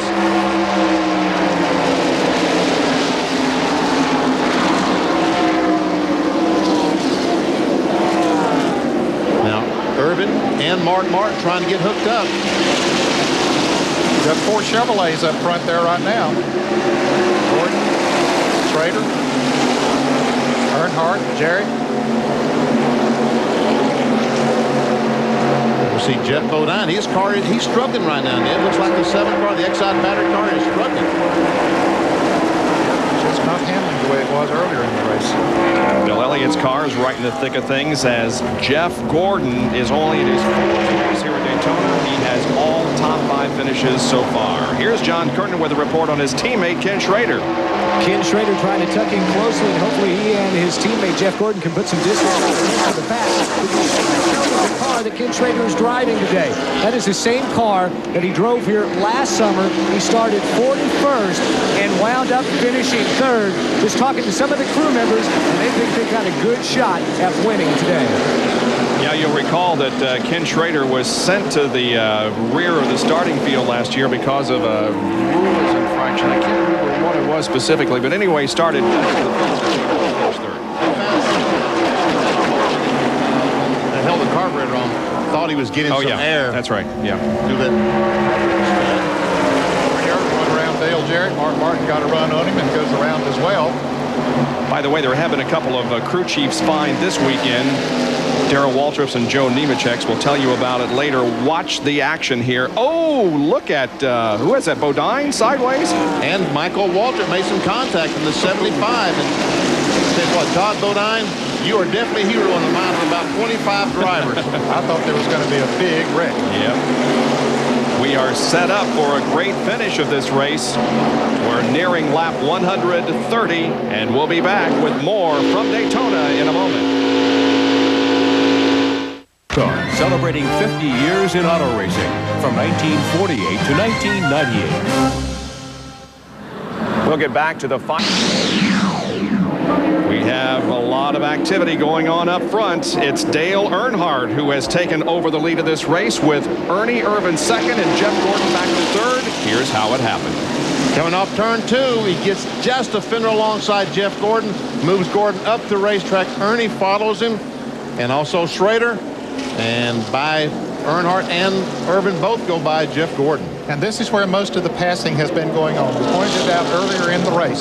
So we'll pay attention as the race goes on. We'll get down near the end of this thing and see how it plays out. But the turn 2 is where most of the passing has been going on. There are less than 28 laps to go.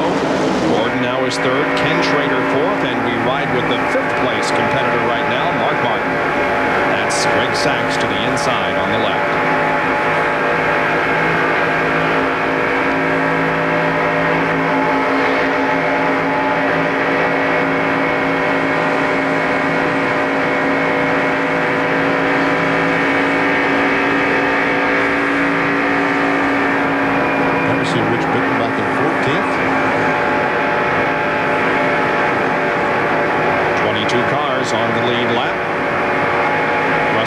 Is running in 26th position a lap down and will not make it 4 in a row.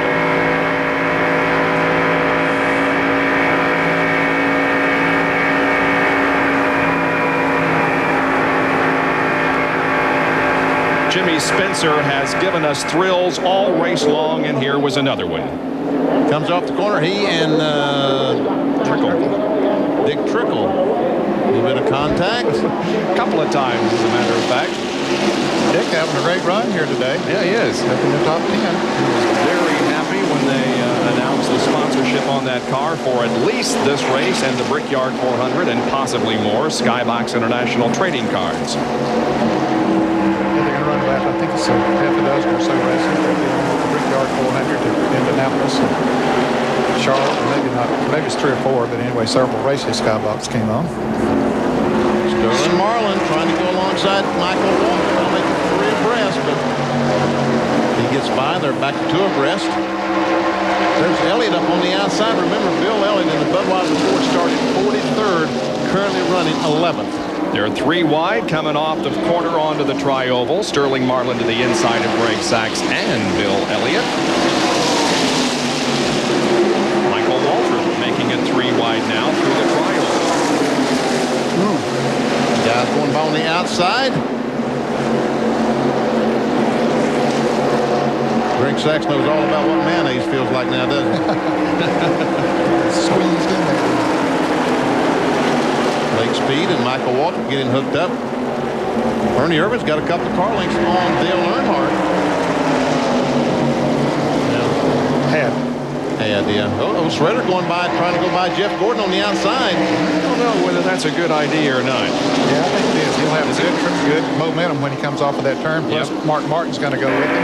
So Gordon, that's right, inside with no one to draft for. That means Jeff is going to go back to about 7th or 6th. Jimmy Spencer's going to try to go with him. Yep.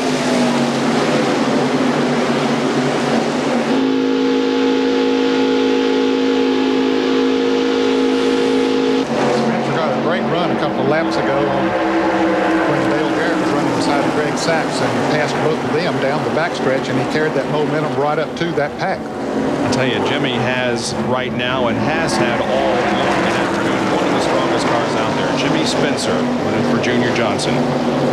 His best 94 finish has been a 4th at Talladega, 2 top 10s this year, including a 10th at Atlanta in super speedway competition. Less than 24 laps to go. It's still anybody's race here at the Pepsi 400. Right now, Ernie Irvan is showing the way with just a slight advantage over Dale Earnhardt, Ken Schrader, Mark Martin, and Jeff Gordon. Stay with us. We'll be right back.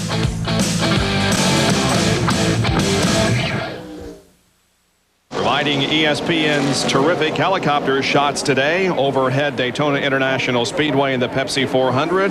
Ray Bestis Brakes, the best in brakes. And the 15th race of the season is at 140 laps, but Bill Elliott is off the pace.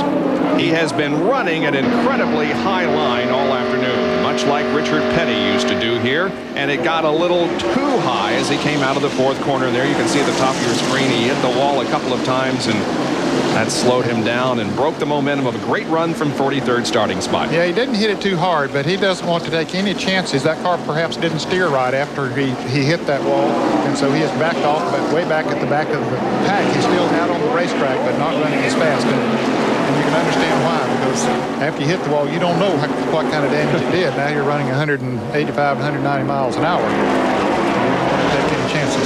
They believe that something broke on the car, but they don't know right now. Ernie Irvan is the leader of the race. Let's think back 10 years ago today, guys. Remember what happened? Richard Petty won his 200th NASCAR Winston Cup race right here with the president visiting. We would like to say happy birthday to Richard Petty, who is celebrating his birthday today. Unfortunately, his car, driven by Wally Dallenbach, did not make the show. Very unfortunate. The last car to qualify was Ward Burton, and he beat Wally Dallenbach, who was in the 40th position by 0.02 of a second. Man, and they didn't have any, or at least were not eligible for a provisional. So as we see this group of cars, we see Jeff Gordon back there, who's currently running in 9th spot. Remember, he chose not to pit, not to change tires, and it looks like that was poor strategy. It worked for him in Charlotte when he changed 2 tires and won the Coca-Cola 600. But these guys that stopped and have pressure tires are able to drive away from Jeff right now. Jimmy Spencer is still looking very strong, running in 4th position. With now coming up on 18 laps to go, Ernie Irvan turning the last 2.5 miles at 185 miles an hour.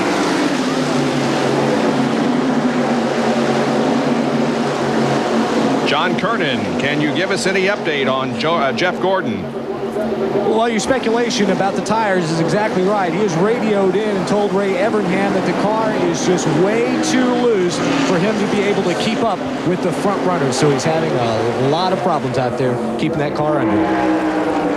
By the way, we mentioned crew chief spines a little bit ago. Barry Dotson for Derry Waltrip as we watch Jeff Gordon and see if he's sawing the wheel and having problems. Doug Rickard also on Joe Nemechek's car were fined $5,000 for tampering with the roof flaps that we told you about a little bit earlier. Gary Nelson told everyone in the drivers' meeting today they will enforce the safety rules, whatever it takes.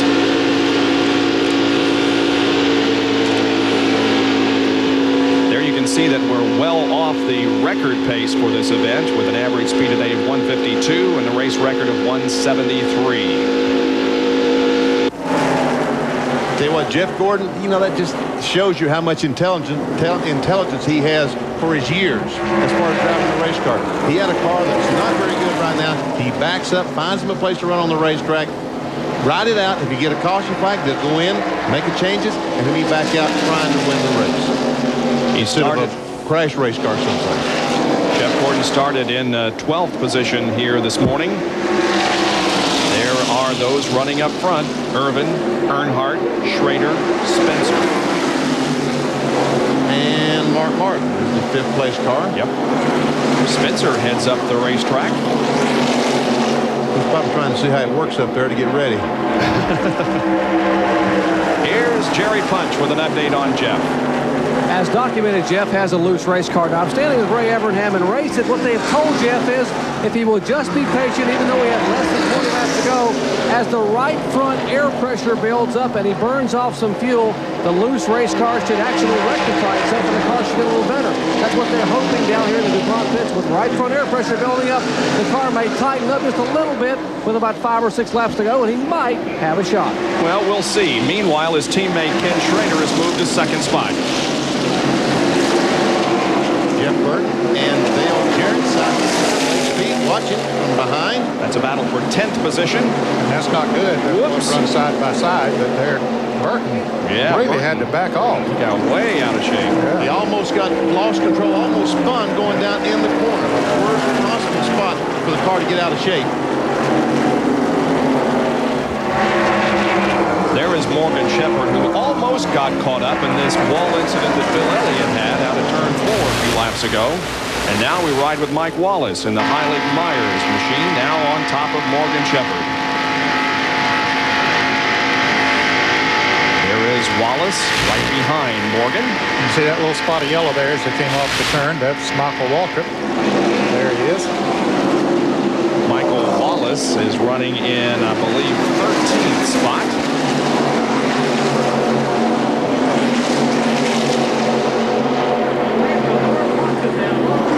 There are your top 5, and they remain pretty much the same. Spencer a little bit loose coming off the second corner with just now less than 14 laps to go. We'll take another break and come back for the finish of the Pepsi 400 from Daytona International Speedway.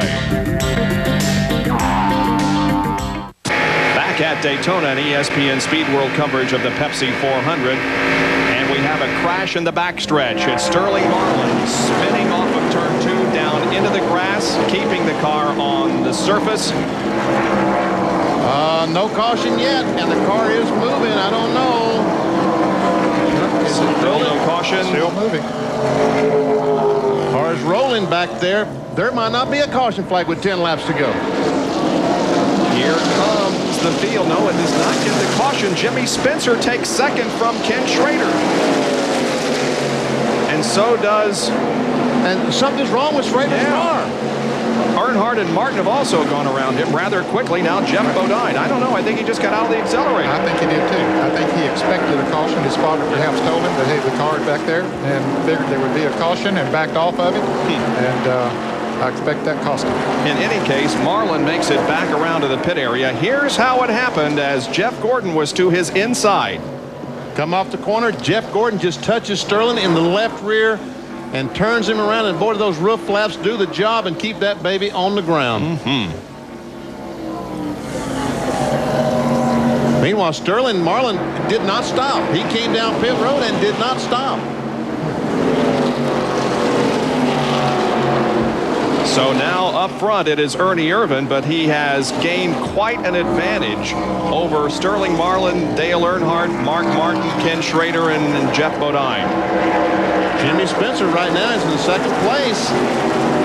We understand that the 4-car of Marlin was speeding down pit road, so he decided to go around again.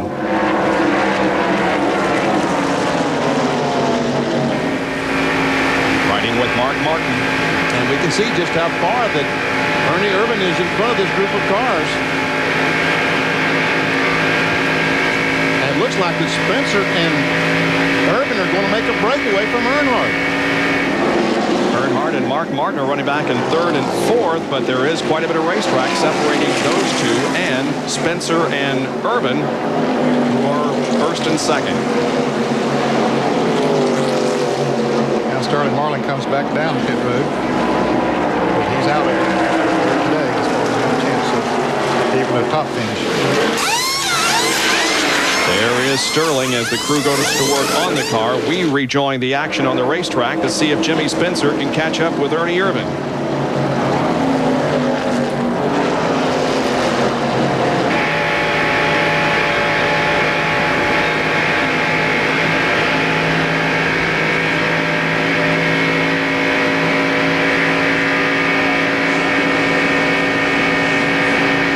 Mark Martin just can't get close enough to Dale Earnhardt for these two guys to go on forward. And to answer your question, Bob, Spencer has caught Ernie Irvan. And so are Earnhardt and Martin catching up also. Less than 8 laps to go. 21 cars on the lead lap. Elliott has been able to stay on the lead lap despite his wall contact in turn 4 that broke his momentum. And he's about a quarter of a lap from being lapped, but he's back in 21st position with 21 cars on the lead lap.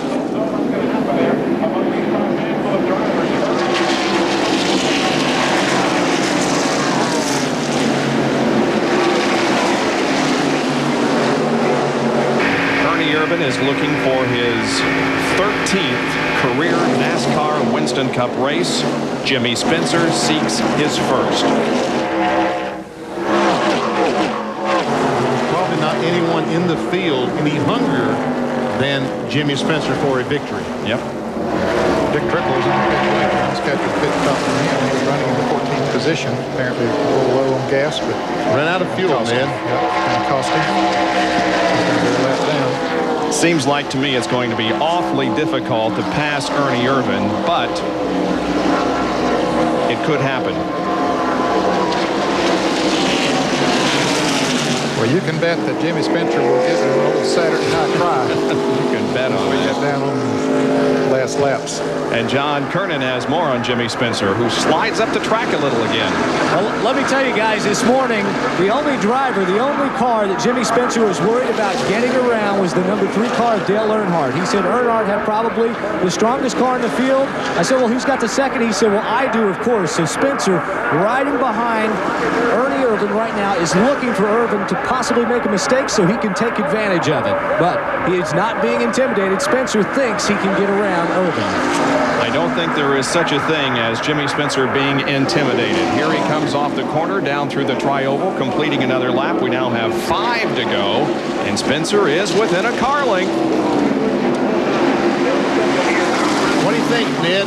Jimmy's thinking, what do I do? Is he trying to figure out what to do? I think he's figuring right now. See, there's going that high groove there. He's going to see what kind of a run that'll give him coming off of turn 2. Don't think it's going to give him the run that he needs, but he had to try to see. I think turn 2 is where he'll try to make the move, but he didn't lose too much, but he did lose a little bit on that. So we'll see if he tries something else as he goes into turn 3. He's still going that high groove. He's going to try that up there. He thinks that might be the tip to moving around right here.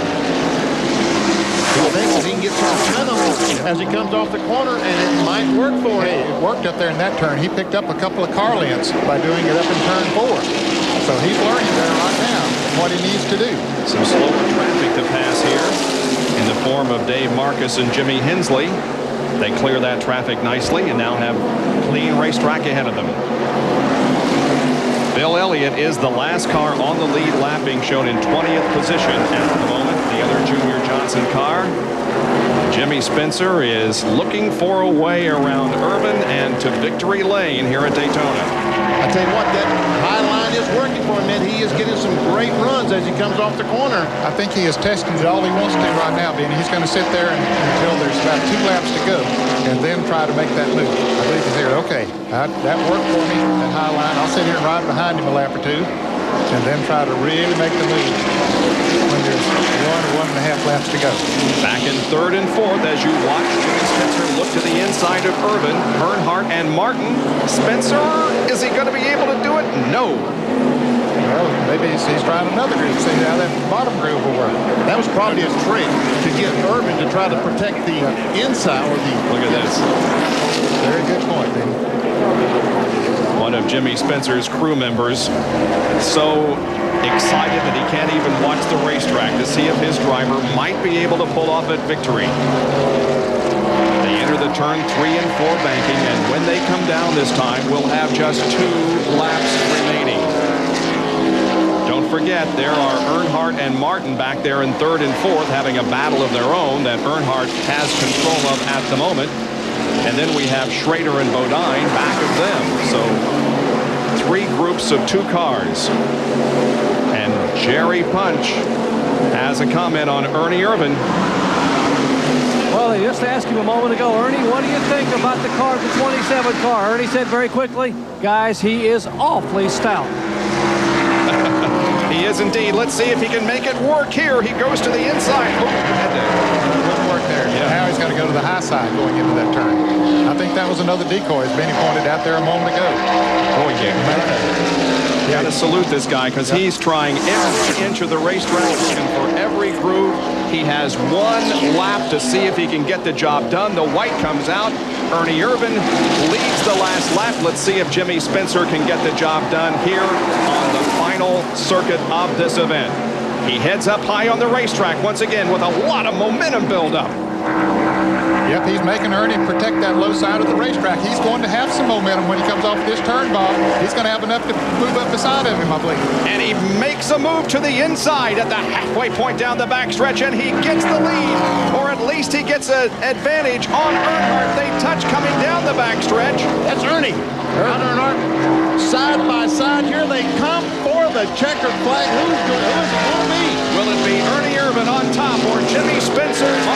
outside, off of corner number 4. Here they come.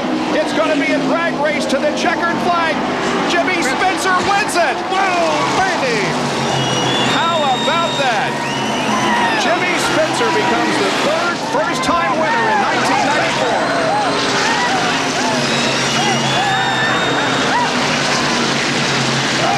1994. Here's Jerry. John. Well, congratulations. Thank you, John. It was a long time coming, buddy. A long time. I tell you, we never give up. We just kept that on coming. You got to credit Spencer for that because he outrun the best today. All right, that's Mike Hill, the winning crew chief. These guys, you don't think they're excited. I couldn't hardly catch up with them, guys. Great celebration and well-deserved for Jimmy Spencer, who finally gets into the win column in NASCAR Winston Cup racing.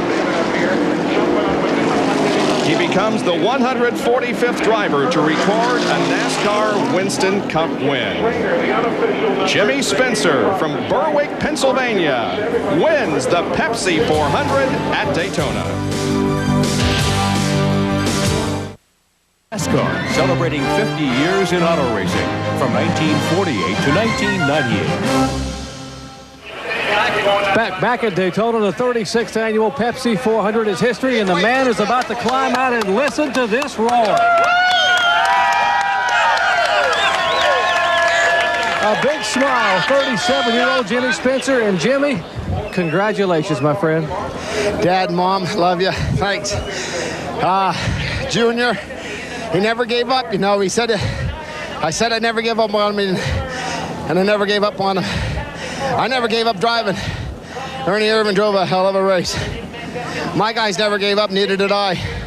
I got to thank the McDonald's crew, all the McDonald's owner-operators, everybody that helped me in my career, everybody. Thank you. Jimmy, let's talk about that last couple of laps. Did you think you might be able to get Ernie, and it was close? I mean, you guys came very close to touching a couple times. We touched good, you know. I mean, heck, we're racing to win. Ernie gave me enough room. I got to thank him for that. My car was real free on the top of the racetrack, and his car get loose on the bottom. He gave me enough room. I got a shot at him, went down the back straightaway. We touched. I came out on top. Thank you for a clean race. Indeed, it was clean, and they are celebrating here in Victory Lane as they are about to give him a bath down here. There comes the cooler, the Pepsi cooler on the McDonald's uniform, and Jimmy Spencer is about to celebrate. Well, he sounds like he's run a mile, but in fact, he drove a very strong 400 miles here, and this is the final lap. Tested that outside in turns 1 and 2, and as I said, his car ran free up there, so that's where he made his move. He ran up there to where he can get those right side tires in a little bit of dry pavement. Irvin stayed down on the inside. You can see his car wiggle a little bit down there. Spencer had the momentum. Irvin goes to the outside, but Spencer had that momentum pull down to the inside. And now they're side by side, and it's a classic duel back to the line. There they touch. As they go in the third corner, they separate, go through the corner side by side. You can see the tire mark on Ernie's car. Spencer comes up the racetrack trying to get as close as he can to Ernie to slow him down. They come off the corner. They touch again, and now it's the race to the line. There's Irvin and then Spencer at the last second by a fender. And that's how the Pepsi 400 came to a conclusion at Daytona, with Jimmy Spencer winning his first NASCAR Winston Cup event.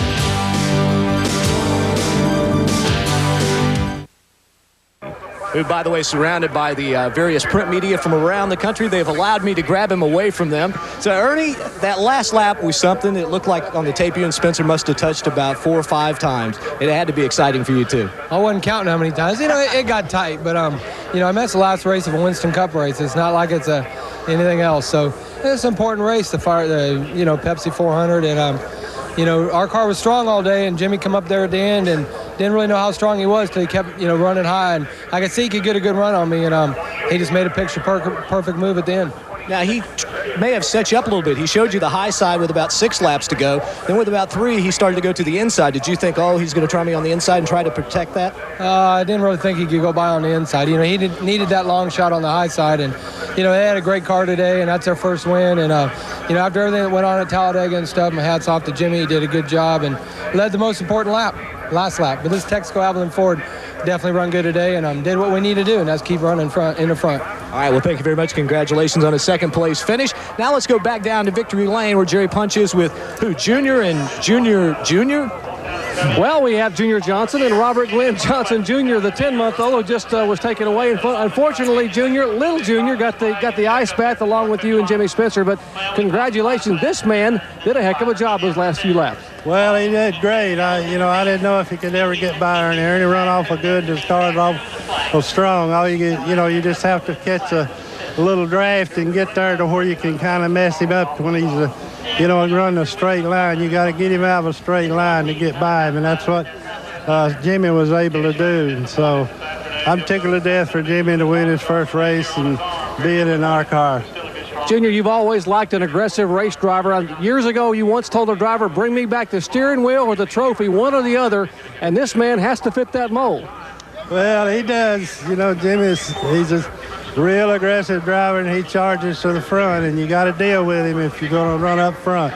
He had to deal with some of the controversy at Talladega, but today they celebrate at Daytona. Jimmy Spencer is car owner Junior Johnson. Their first win ever for Spencer, guys.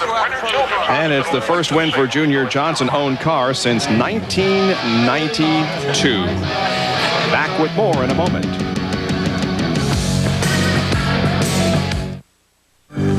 Here are the unofficial final results of today's Pepsi 400 from Daytona International Speedway. Jimmy was our third first-time winner of 1994. Two of them have come here at Daytona. Of course, Sterling Marlin was a first-time winner in the 500 and Jeff Gordon the other at Charlotte.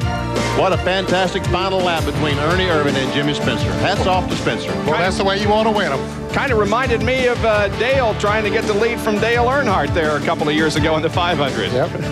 Here are the points now. Everybody stays the same, although the margin widens between Ernie Irvin and Dale Earnhardt, but everybody in the top 10, with the exception of one driver, stays the same. Lake Speed moves up 2 positions into 10th. For Ned Jarrett, Benny Parsons, John Kernan, and Dr. Jerry Punch, our congratulations to Jimmy Spencer on his first win here at Daytona. This is Bob Jenkins. So long, everyone.